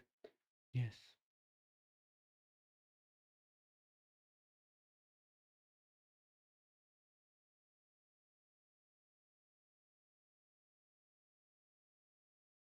His final message. Ah no, still alive. He's still alive enough to post emojis, I guess. This is so sad. He's like a vegetable now. He's only going to be able to post emojis from now on. I built it, my own AI. Yeah, you showed me. The design of the interface is very nice.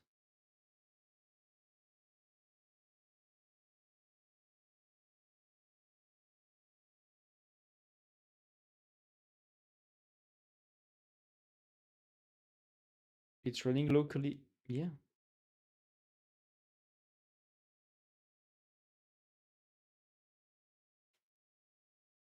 I'm using two models. Yeah, you're using Quen, right? You're using Quen, the one connected to your stream.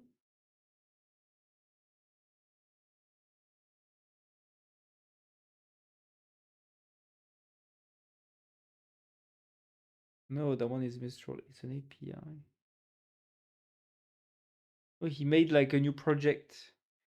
Made a new project. Did you post it in the Discord?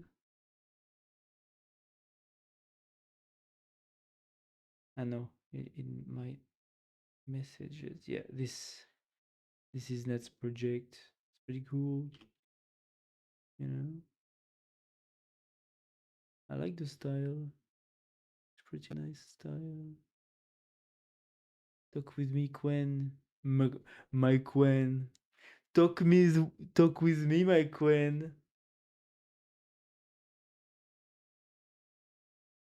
Yes, Quen. Yes, Quen.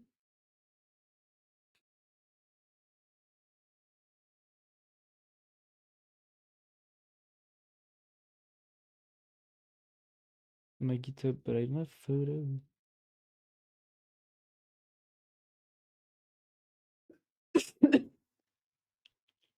Literally, yes.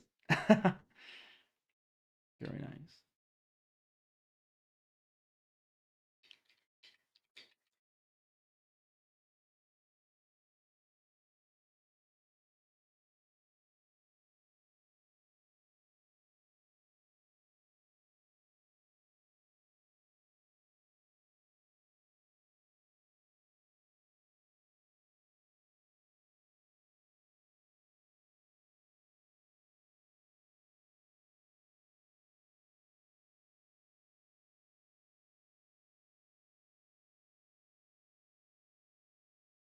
How many? Ay, ay, ay. It just took 6%. One 5.5 high took 6% of my. And it's not finished. Oh, no, no, no, no, no, no. Ah, yeah, it's expensive. But if it solves the thing. Ah, voila. And it solved it. Very cool. So I guess sometimes a good Quen is useful. A good 5.5 is useful.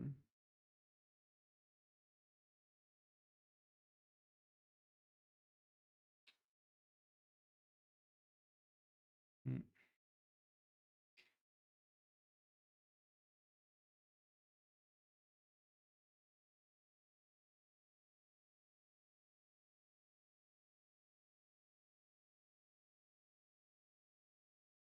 They really, really, really love the AI. That kind of vibe code. Yeah.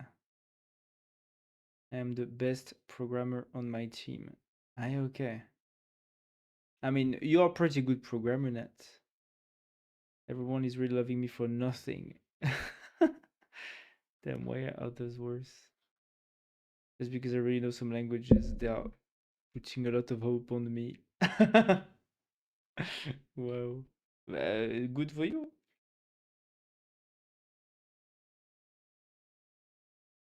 They aren't programmers, you know some things, but my team was not an IT team. Now they are becoming IT. Ah. So, I'm fucked. I mean, that it means if you do a good job, you will probably end up with a high ranking, uh,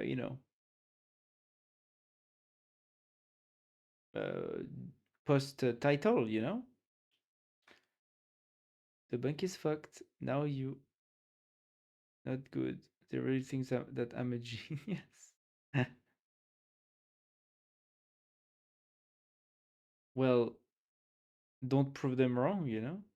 Just be the genius that they want you to be, Nat. Then you will earn a lot of money.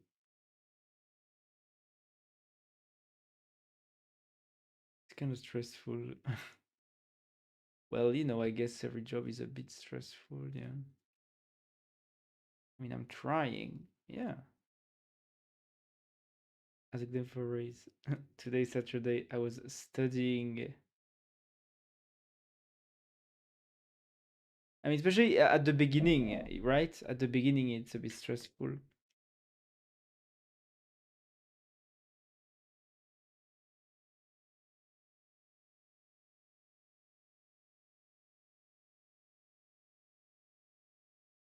Okay, good. At least this works now. Yeah.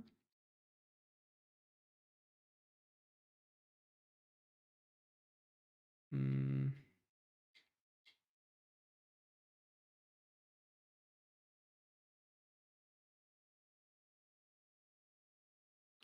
I'm wondering,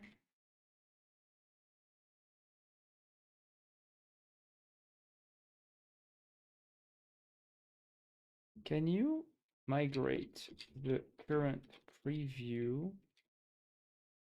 with the full Unicode blocks to to use half blocks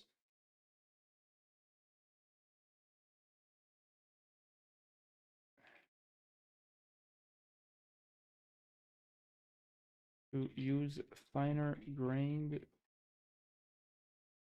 Unicode blocks,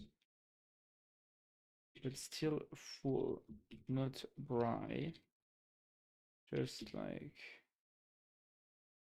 half blocks maybe. Is it possible?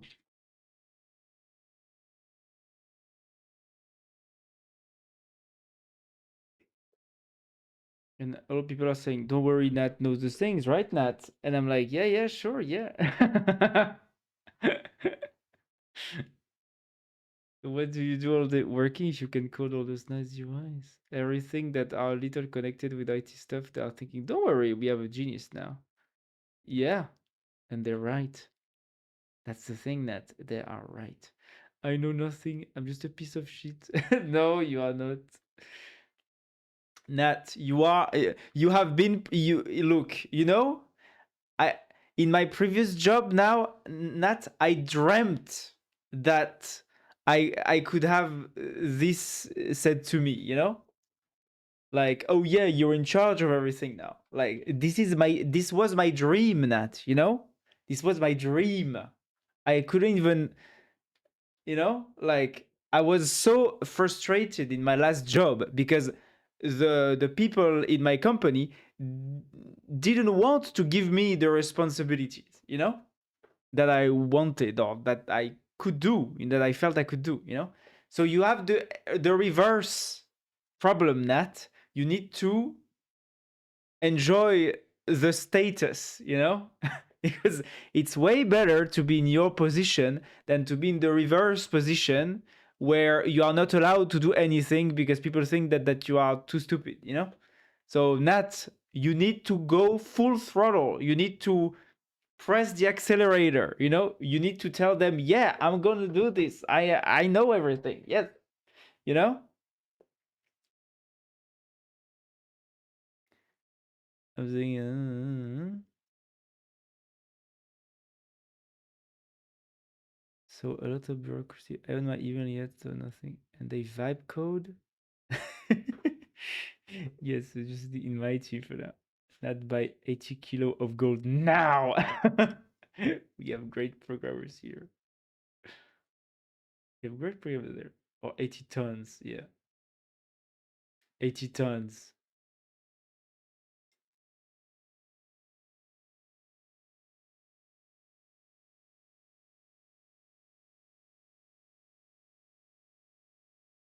Oh fuck. I didn't.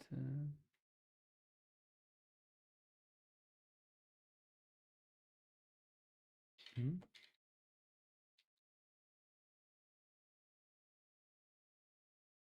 Oh. Oh wow. Uh,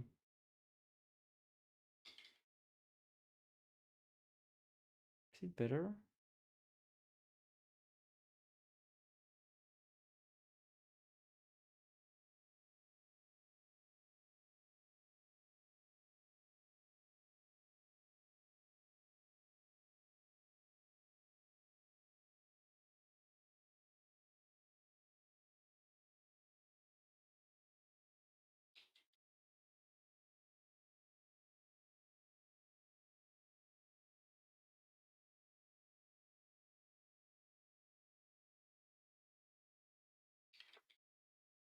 Is it better? Not realize. I guess it's kind of better.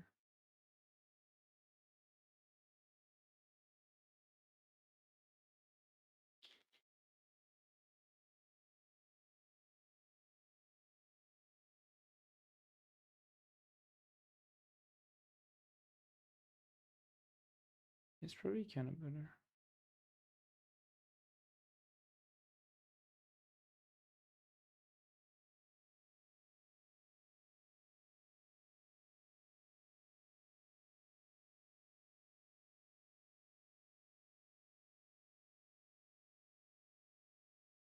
Hmm. Yeah, okay.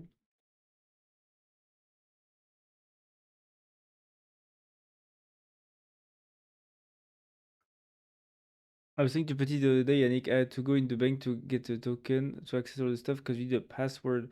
Well, maybe you can start digging your backyard. Then this is very, very, very protected. It's crazy. I can show you my trip photos. Do you want to see? Please show every photo that I took. Ah, yes, he showed me every photo. Yeah. This is me going to the bank. Ah, yeah, the bear photos. The pink bear photos. Ah, yeah. Yeah, this yeah, I remember. Yeah, last stream if you want to see them all.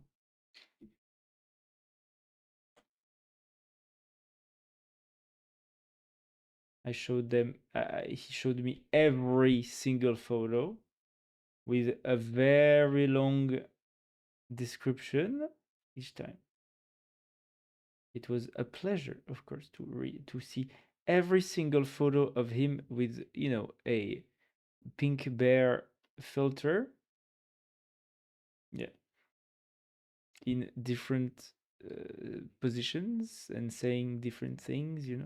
You said you loved. Yeah, yeah, I loved it. I loved it. Yeah. I loved it that you were great. It was very funny when you said, when you took the face with the pig bear saying, "Hello, girl, how are you today?" No, no, no. It was super funny. It was very impressive. Call this one as Brother Streets. It is my house.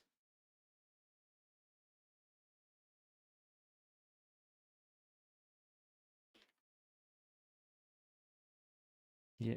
Ah, I didn't see this one. Ah, this one is new. This one is new. Took the Uber. Took an Uber.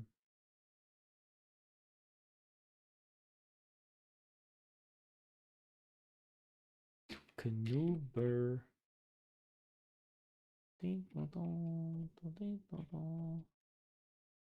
Alors, what?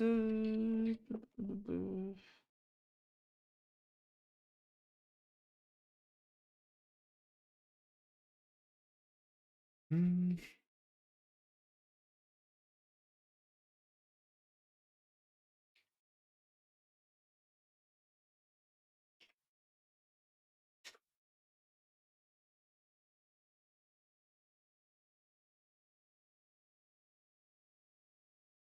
maybe I need to unify, rebuild, and like build and install. Why would I need to separate build and install? I am not so sure. So let me.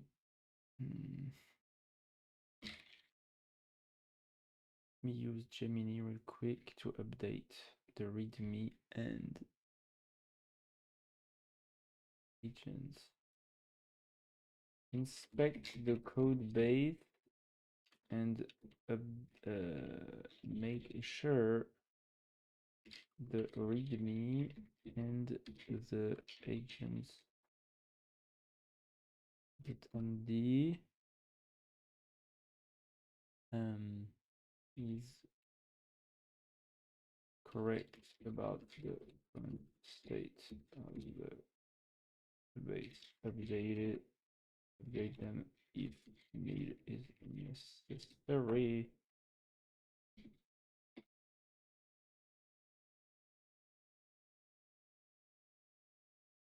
Not documented the outside world after 8 years of isolation. Yeah. The last time that I got out, I mean, not last time, but I stopped to go out in the pandemic. Miss you, little girl. And the last year, I left my house to see a Minecraft movie. And then I discovered that I don't know how to order a hamburger because now they have tablets to do the orders, and I never saw this before. Oh, wow. Damn. Yes.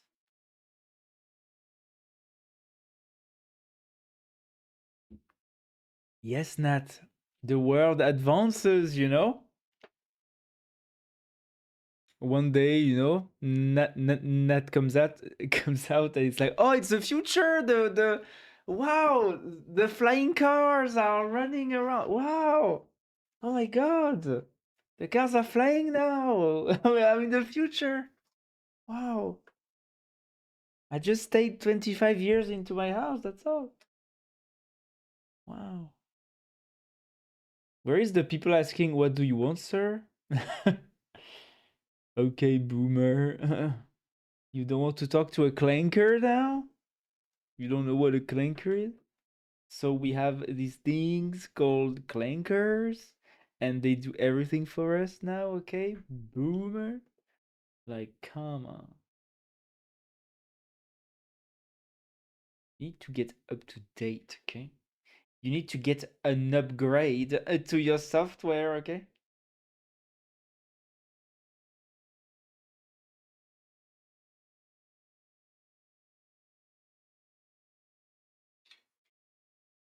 I imagine like being like the fence guy home improvement. What is that? Fence guy? Ah, from what? Not being like the fence guy from improvement. I don't understand this sentence, Yannick. I imagine that being like the from guy home improvement. No. The guy, the fence guy from improvement. No. Yeah, I don't understand how this sentence is supposed to work. Last week, I left my house again to fix the job documentation. And I get a hamburger, but my mom ordered to me because I don't know how to touch that fucking machine. And I don't know why, but I'm very, very shy. And if someone is looking at me while I'm ordering the fucking thing, I can't order because I start to be very nervous. Oh, let's look at this YouTube video.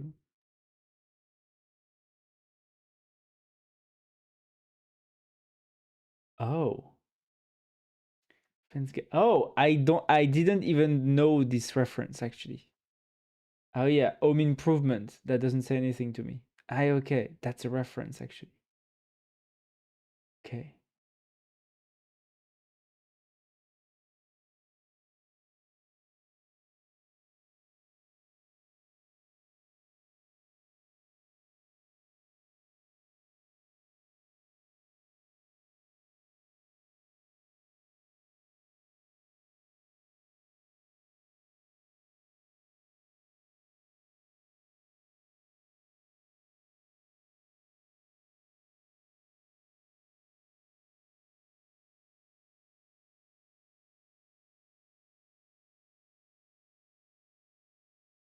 Maybe.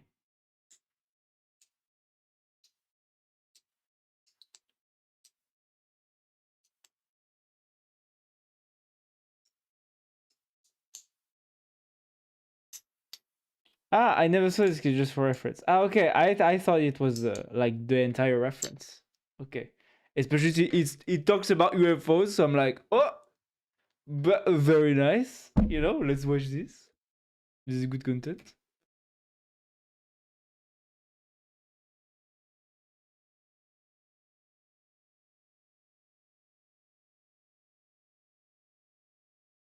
Yeah, like you like aliens, right? Yes, I like aliens.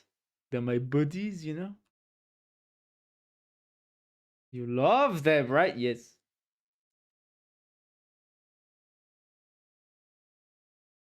Look at this. Oh wow. Oh damn. Alien gathering. Oh wow. So many aliens. Wow. That's a lot of aliens. Damn.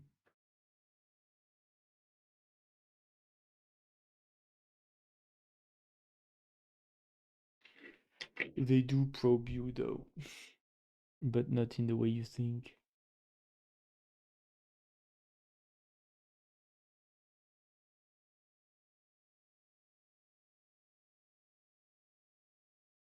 Hmm.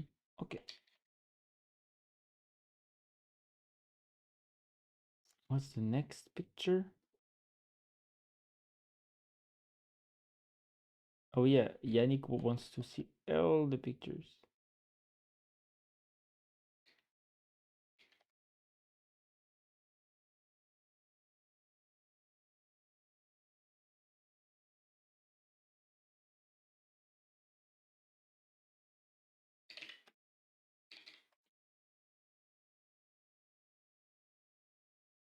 You know, I think this is good enough.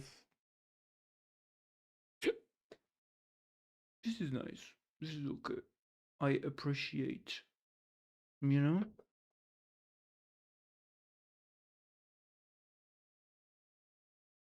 Yeah.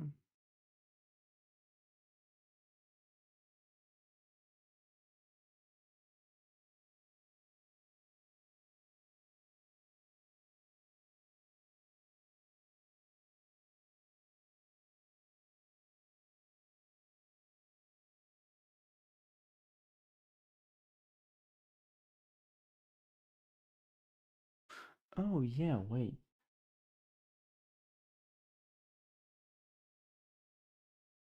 The small phone.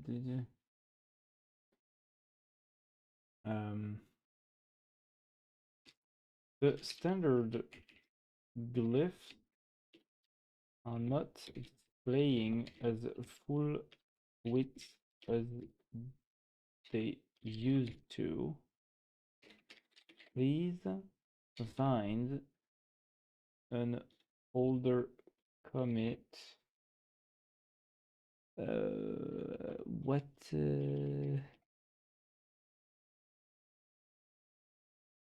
Refactor.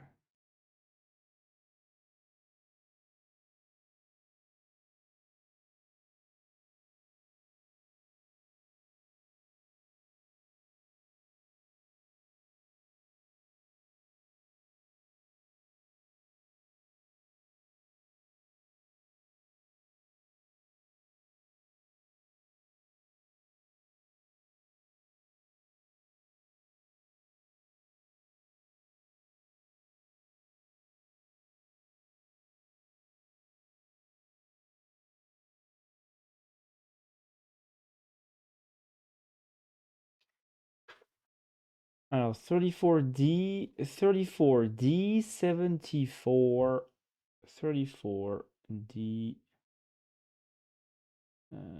copy, cherry pick. No, I just want to copy, copy abbreviated commit hash to clipboard. CR, Control O. Wait, huh? CO. What is CO? CO.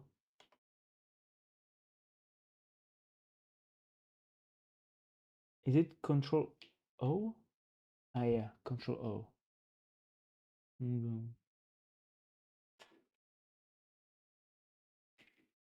Please inspect this commit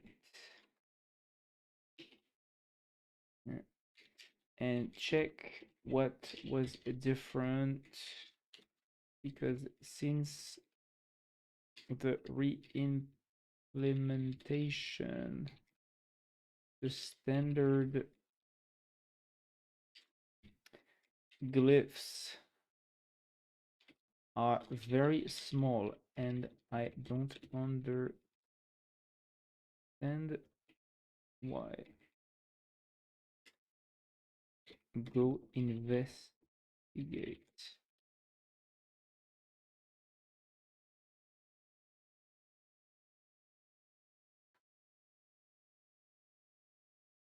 Ah, yeah, that's the bears. Yeah. What are you doing? You're looking to my husband, bitch. I will kill you. I'm coming. I'm gonna kill you. It is you asking. Is the name of the, and this is the sun in Brazil. Are you asking, what are you doing? Looking to my husband, bitch? I will kill you. Again, is the name of the picture. You named it. Yes, all the letters in symbols are the name. Wow. But who is saying this? It's the same pictures, right? As last time. So yeah. Anyway, it's me trying to show my dirty foot. What? Because the place was very beautiful and I was looking like redneck for that place. Mm-hmm.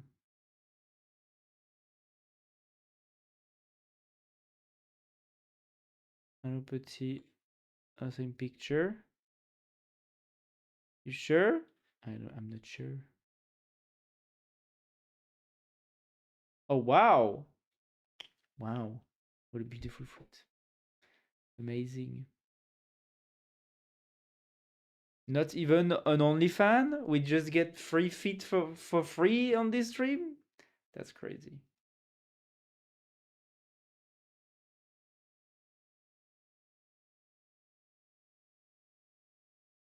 That's crazy, guys. That is so generous. Mm.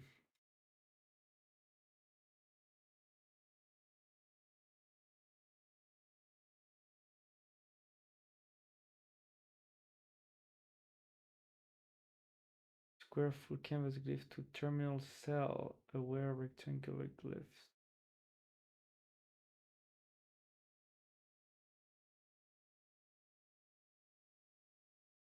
Yes. Ah. Yes. Patch them.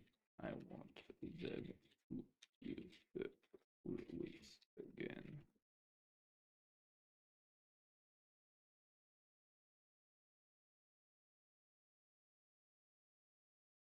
Hmm? Wait, what? Oh.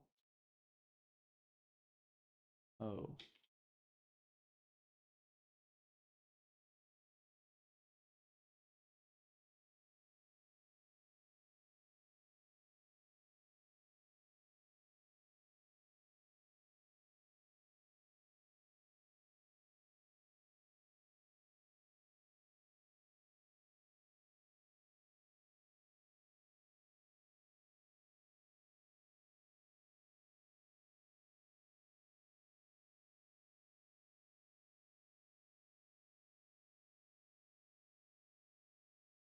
Uh,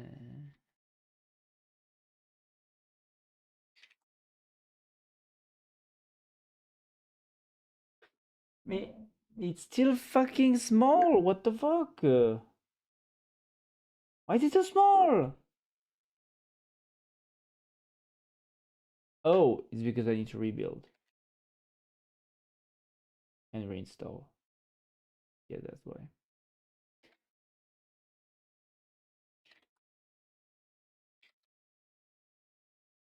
But no, it's still. What the fuck? Install font. Oh, maybe I need to redo everything. Right. Repeat cargo run. New test da da da. Uh,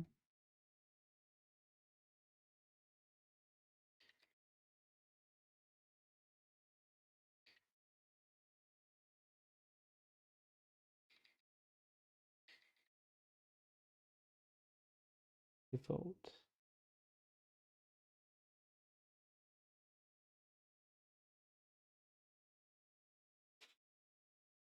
I need to keep the original.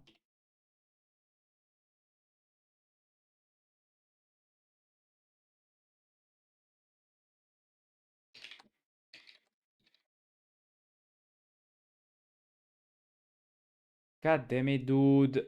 No, it's still.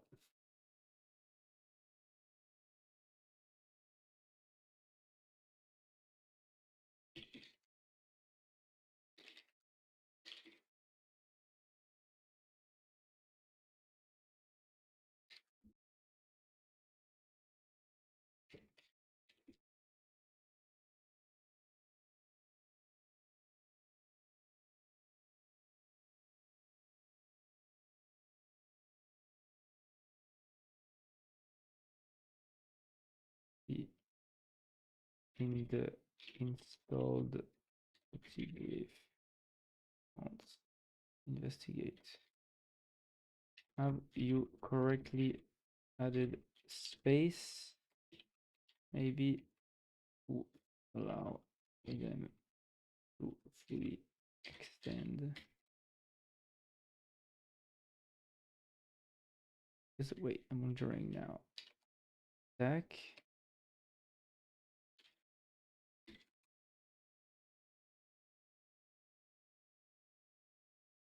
I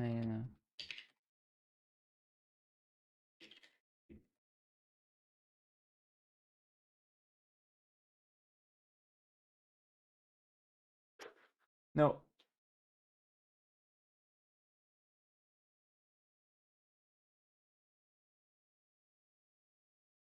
Hello, hello, Mahmoud.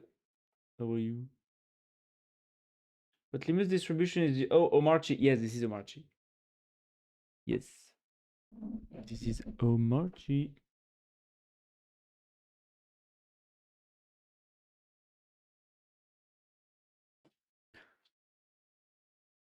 Do you code? Do you code, Mahmoud?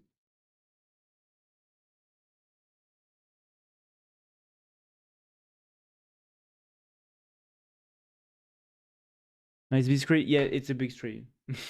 So I need to zoom in if I want to show something because it's too big. I'm a CS student. Very nice. Very nice. What are you studying right now?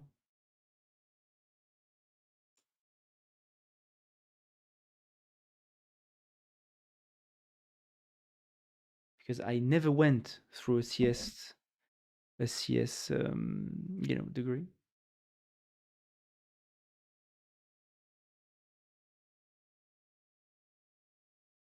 I did my learning on my own.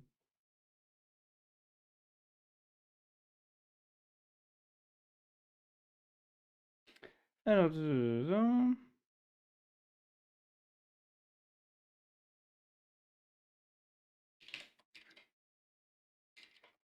okay.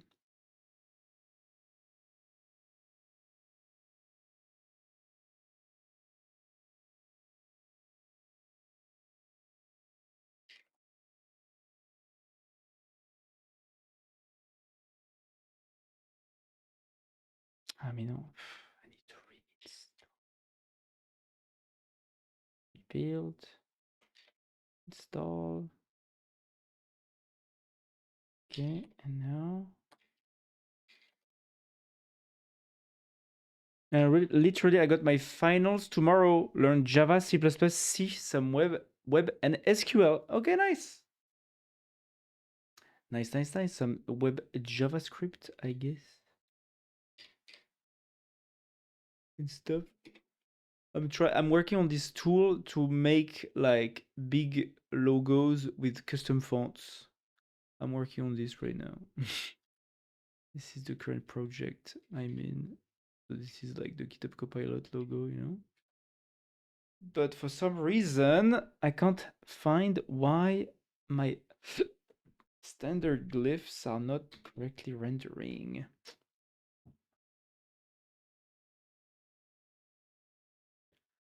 I got data structure test tomorrow. Ah, very nice. data structures is the one thing that I never properly learned, you know? I learned like lots of SQL, database normalization, all this kind of stuff. I mean, I learned Python, JavaScript, but I never actually learned data structures. And I know I should, huh? But I just never take the time. I never took the time. And now it's too late, you know? Python, is it easy? Yes, Python is pretty easy because I want to explore. Yeah, Python is, yeah, it's one of the best, prototyping language. There's like a quadrillion libraries in Python for everything. So yeah, you can quickly assemble some things if you want. But there are also some good backends frameworks with Python that also work. It's just that, of course, it's a bit less performant than C++, C, or Rust. But it's way easier to write and to learn. Well, it's still a programming language, and so all of the all of the caveats of most programming languages apply. It's still a real programming language, but yeah, it's a bit easier. It's interpreted, and yeah, it's a bit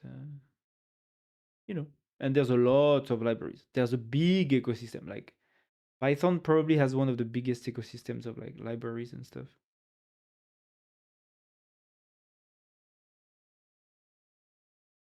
I try to master a language to help me in other. Yeah, I mean that's how it works, because once you learned one language, you can basically, you know, more or less easily translate to other languages. Yeah. But yeah, I guess when you switch from C++ to Python, everything will seem way easier. But I guess they make you learn Java, C++, and C in in school, in university, because it's like the foundation. And basically, when you know C and C++, you basically know pretty much everything there is to know. Including how memory works and all that stuff. Where for example, in Python, memory is abstracted away. You cannot manage memory allocations and stuff like that in Python. It's all automatically managed. So I never learned actually how to how to allocate memory and stuff. I guess now I will probably start to learn that because I'm learning Rust.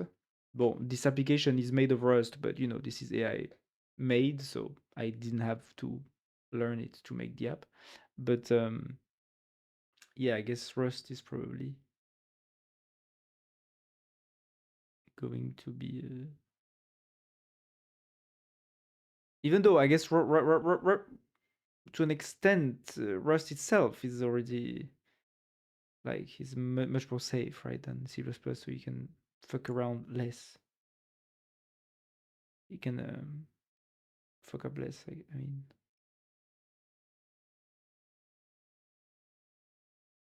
Java is the most bad language I have ever learned. Yeah, that's what most people say about Java. Yeah. So I never learned Java, so I don't know. The only thing I know about Java is because of a very nice guy that is in the chat right now, that is a Java expert, and he once showed me the hello world of Java, and the fact that to say hello world in Java you have to create a class, to me was like unholy,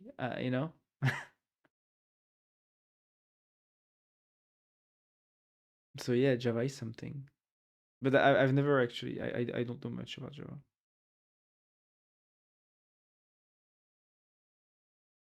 other than there's a lot of like languages that relies on the Java virtual machine or whatever. like Scala for some reason relies on the JVM.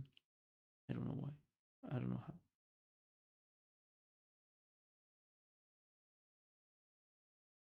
Mm.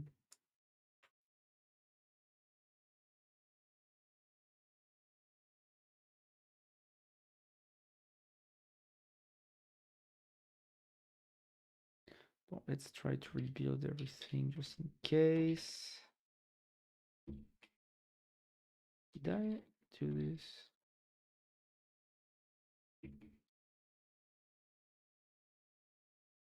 Up.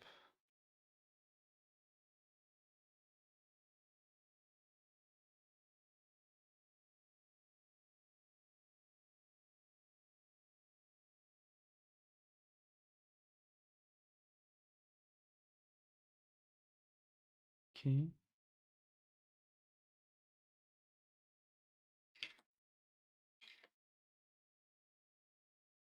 God damn it, they're still me. Why? Why are they so small? They're not only small width-wise, but also height-wise. Why is that? Looking at the old commit, what changed from today's code when it comes to the rendering of the samples in standard glyphs?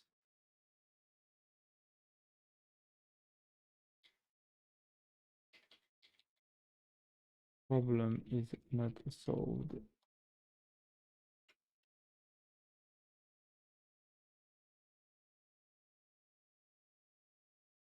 Net went away, so he can't he cannot participate into his mention as a Java expert, so said.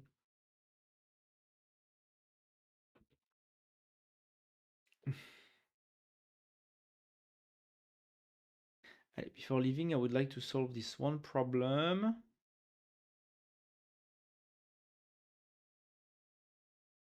Full units M advance current code makes standard glyphs and export a half-width advance, so the terminal has less horizontal room and may scale the whole goes down and send the sample row.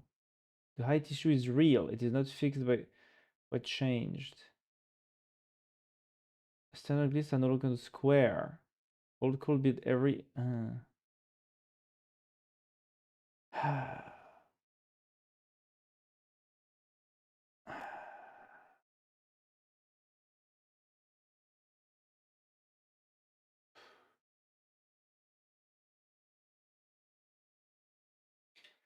Okay, let's restore. Wait a minute. How is my? Hmm.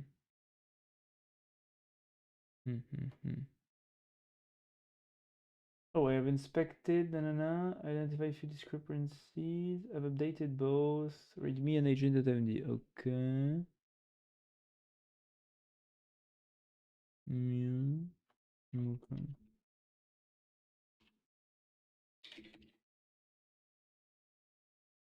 I mean, sure. Update docs with current code base state up. Okay, let's restore the old way, but only for the standard glyphs. Try to touch as little areas as possible. Let's not break anything. But yeah, I just want those fat, big ass standard glyphs, sir.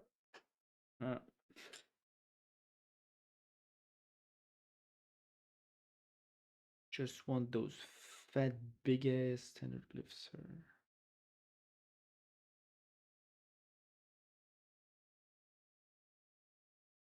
Because I guess for the grids, we need to have the standard size. Just to ensure that it's correctly rendering across terminals for sure.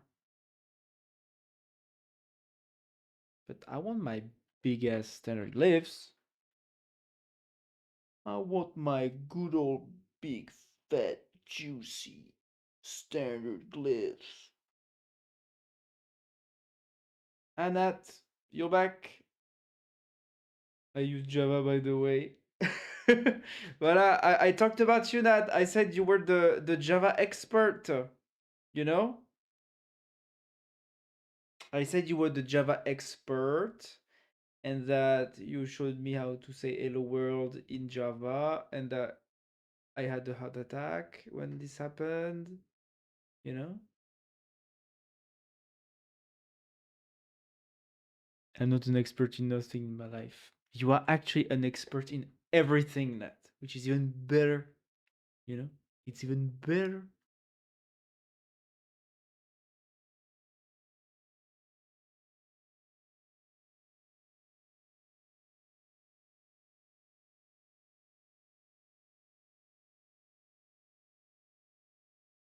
It's even better.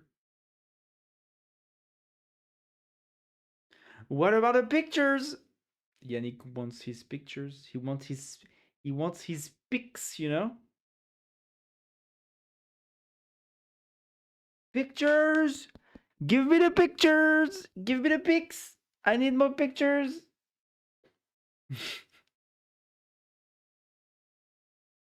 It's over. That was my trip. No pictures. More pictures for baby. No. No more pictures.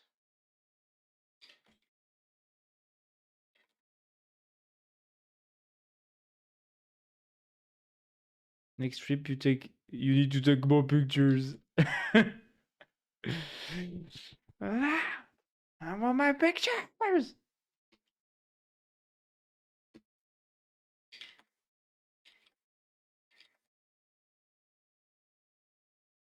Ah, voilà. The real fat icons. What? That's right. Very nice. Very nice.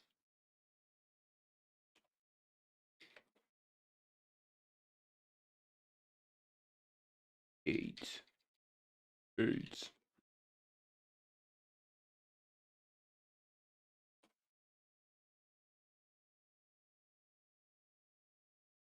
Oh my god. One day we'll go to the dentist. You can take a selfie with the dentist, please? For sure.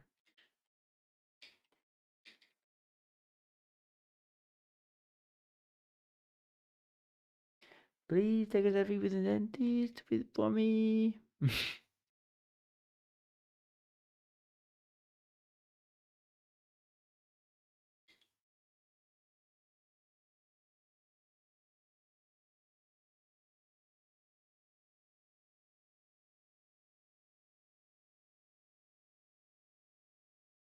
Alex, what is this symbol? this is this is the Droid symbol. This is an AI provider. Oops, sorry. Sorry for this feed pic of Nat. $5, please. Thank you. It's the Droids AI provider. Factory.ai. Voilà. This is this. You know. Look, all of the AI companies, they just want to have a logo that looks like a butthole, you know? All of them. That's just how it is, you know? Like Anthropic, OpenAI, these guys, everyone. They just want to have a nice butthole as a logo. You know? No, no. Look, it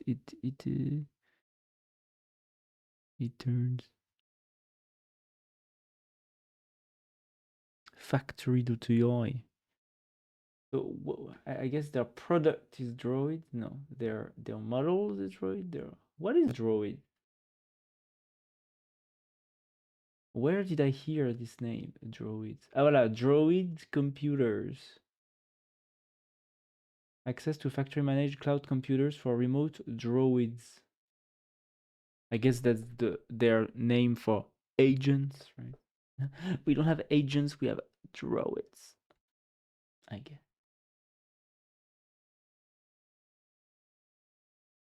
Ah, yeah, so they have like a subscription. It's just that this company is not very well known. Yeah, they have the same as the others.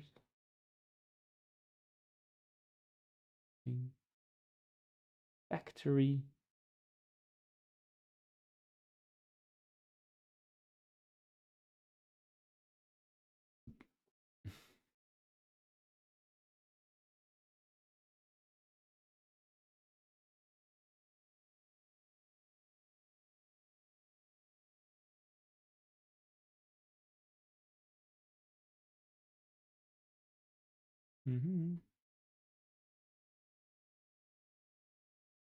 Yeah, so that's their logo. This is a Claude.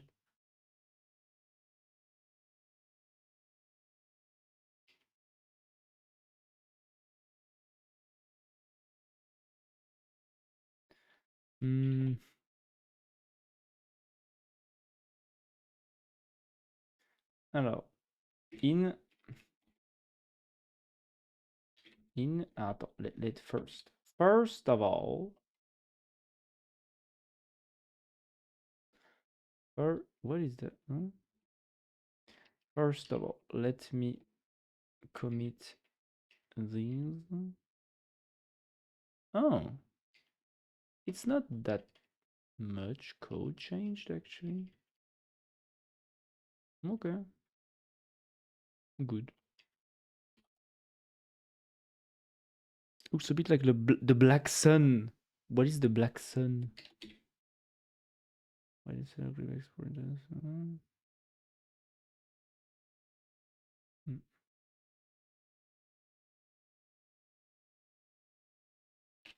Up.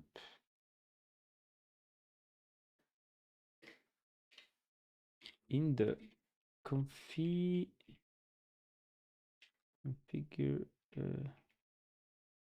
the grid configuration panel below the line with all the buttons.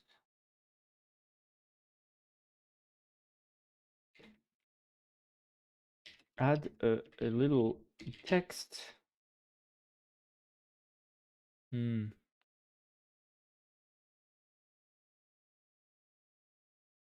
Actually, going to take this other.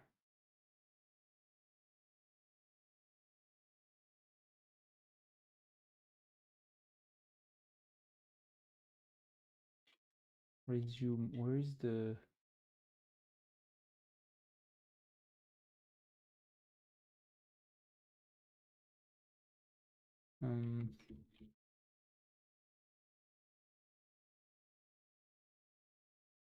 well, the black is also a right wing extremist sign. Ah.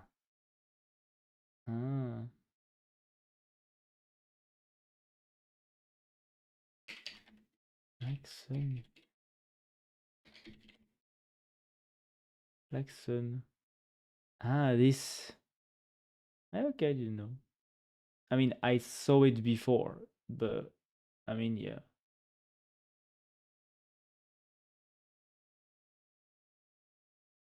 Where the symbol originates. Yeah.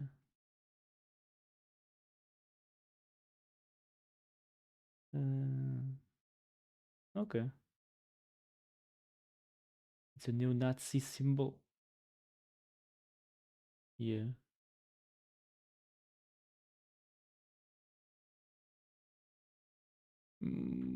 I guess it's too roundy, right? To do that.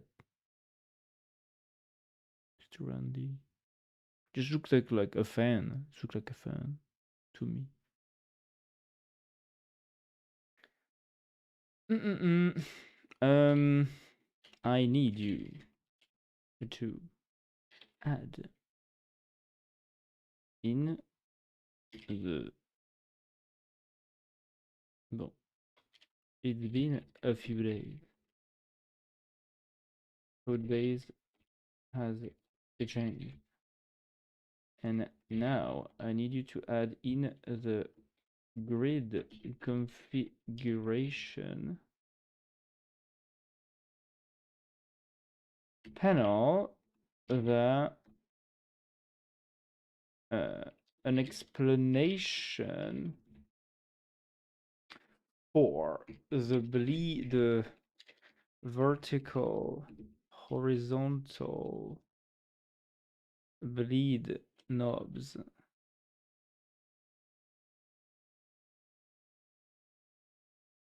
I mean, for everything actually. For the rows columns that they will take more space.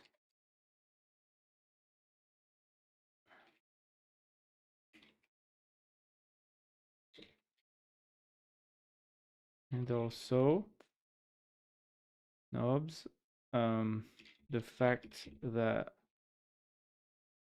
left right bleed is usually fine across terminal, but that top bottom bleed will be managed differently across terminal because of interline settings, etc. for custom fonts.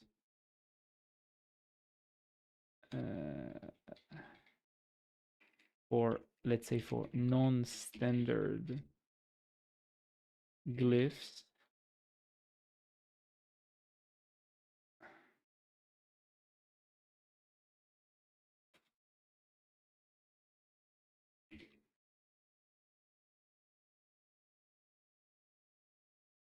Terminals, across terminals, emulators or something.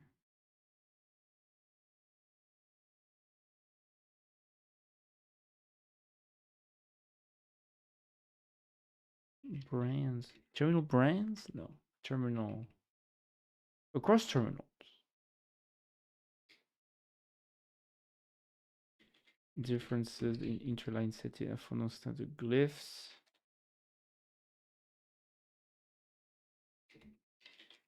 Also, top bottom bleed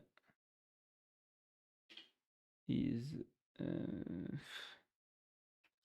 appears weirder if the image has diagonal straight lines.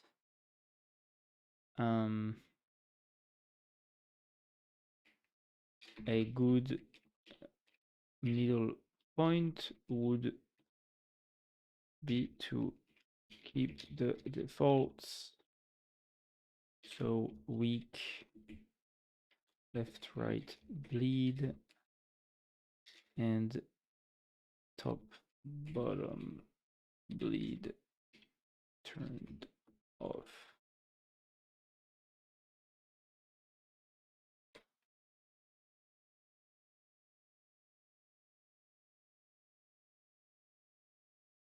I have 20% of my weekly quota left.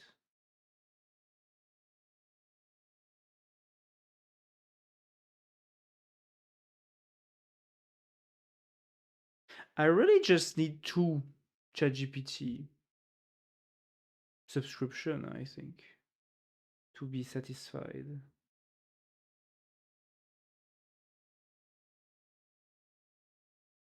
with my life, I think.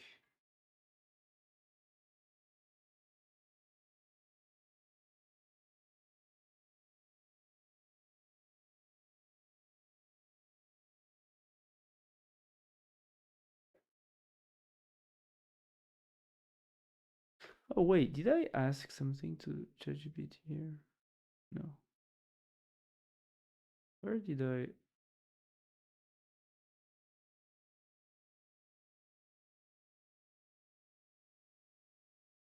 Didn't ask?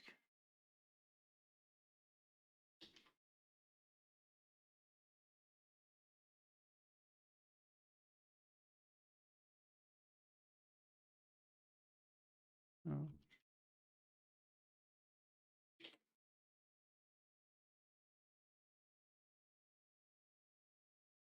Voilà, you want to separate ChatGPT plus session, a cookie checker, nanana.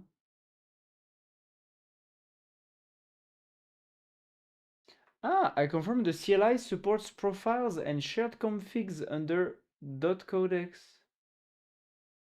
Oh. You don't need two different codecs installed. Codecs using one local auth config. So two package sources. Same login. Ah. Use one of these approaches. Separate Linux users. Cleanest. User A logs into ChatGPT account A. User B logs into ChatGPT account B. Same user, separate home per launcher. Create two wrapper scripts that set different home dirs before running codecs. Each home gets its own dot codecs and its own OAuth session. Home dot codecs home A dot codecs home B. Ah.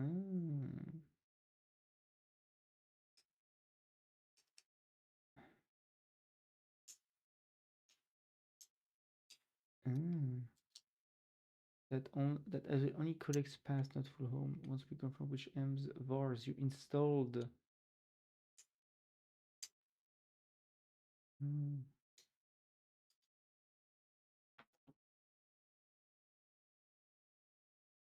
Okay. Proceed your investigation for the best option here.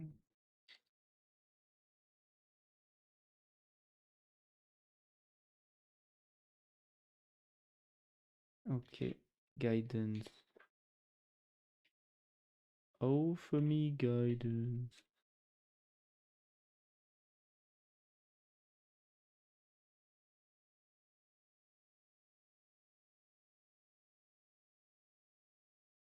Alright, roll calls. Higher values create more glyph tiles and consume more terminal space.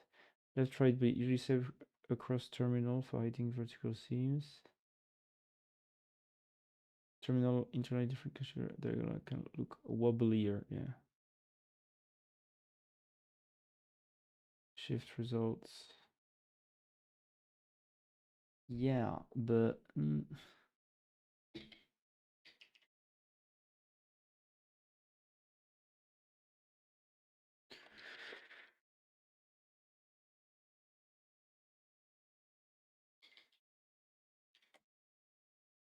um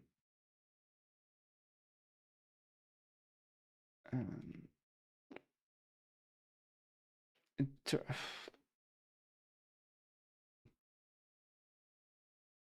interline configs can shift results across terminals. Can shift results. Can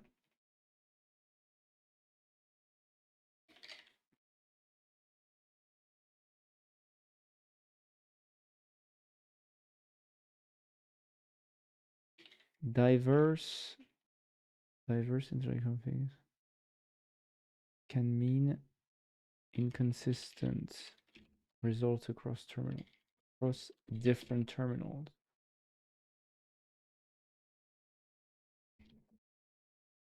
Ghosty versus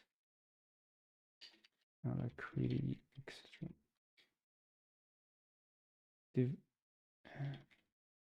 Different interline configs across terminals. Ghosty Alacrity. Diagonal can also look wobblier.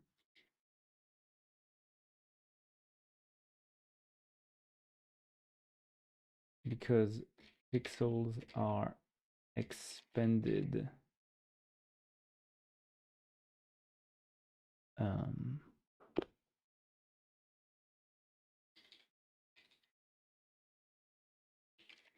straightly are expanded heterosexually. They are expanded up down. They are expanded in a forward manner.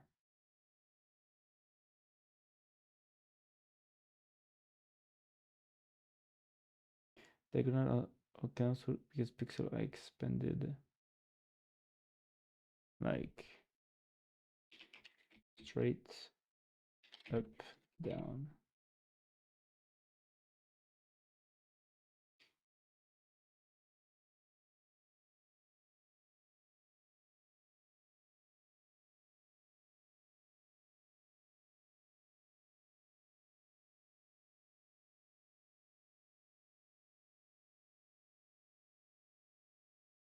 Bleed.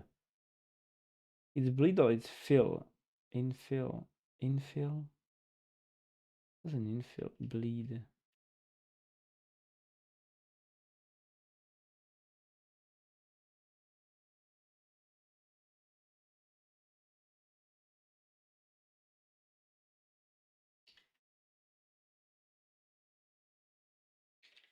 Fill. Separation lines.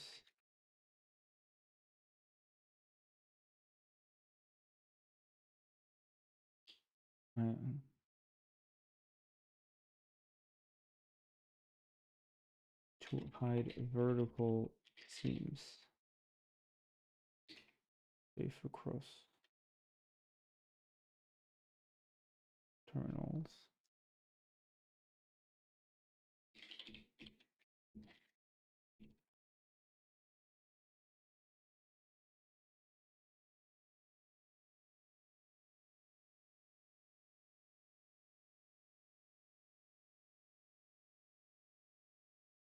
Equals different diagonal line cancel straight up down.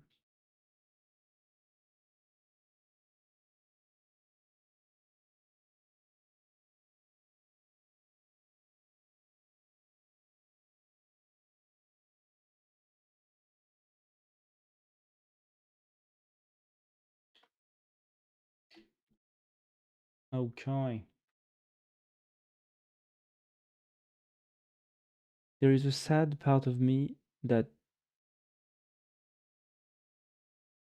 about the fact that I learned how like the Vim motions and stuff, but I never use them because the AI is writing on my code.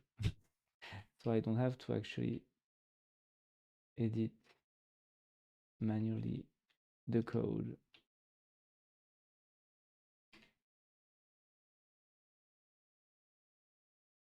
And even if I learned some stuff, I forgot everything because I don't use it. This is so sad, guys. Alexa, play Despacito.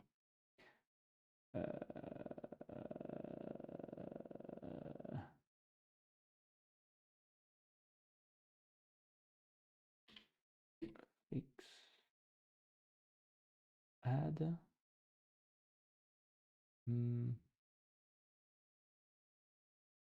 Explanation to grid config channel.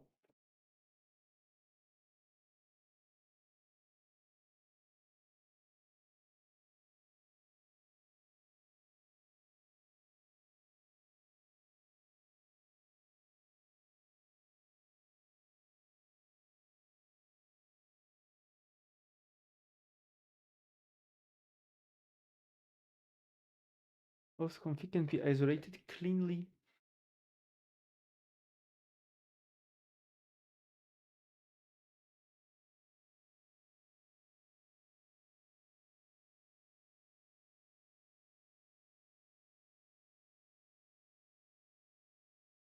Login once per profile. Check status independently.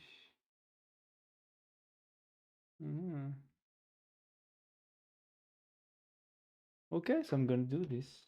I'm gonna have two Oh fuck! I was something all this time. I was. I will going to have um two.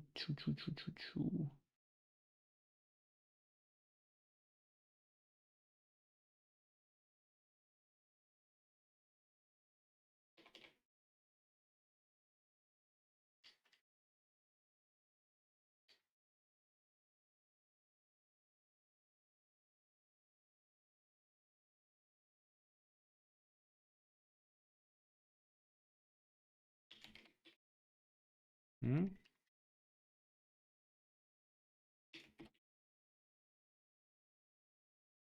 Hmm.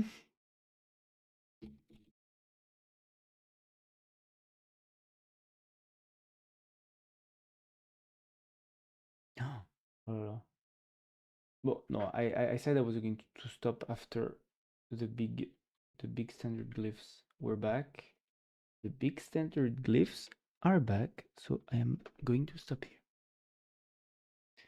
I am going to be a reasonable boy and follow for once what I said I was going to do.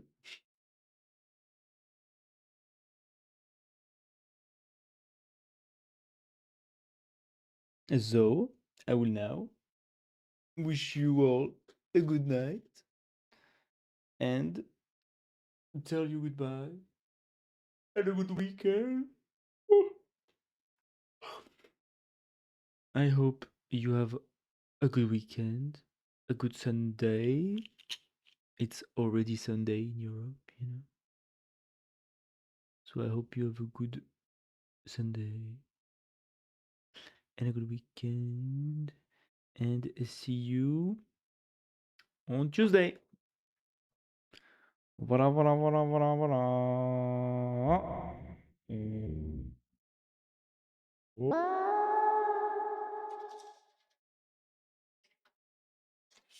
Goodbye.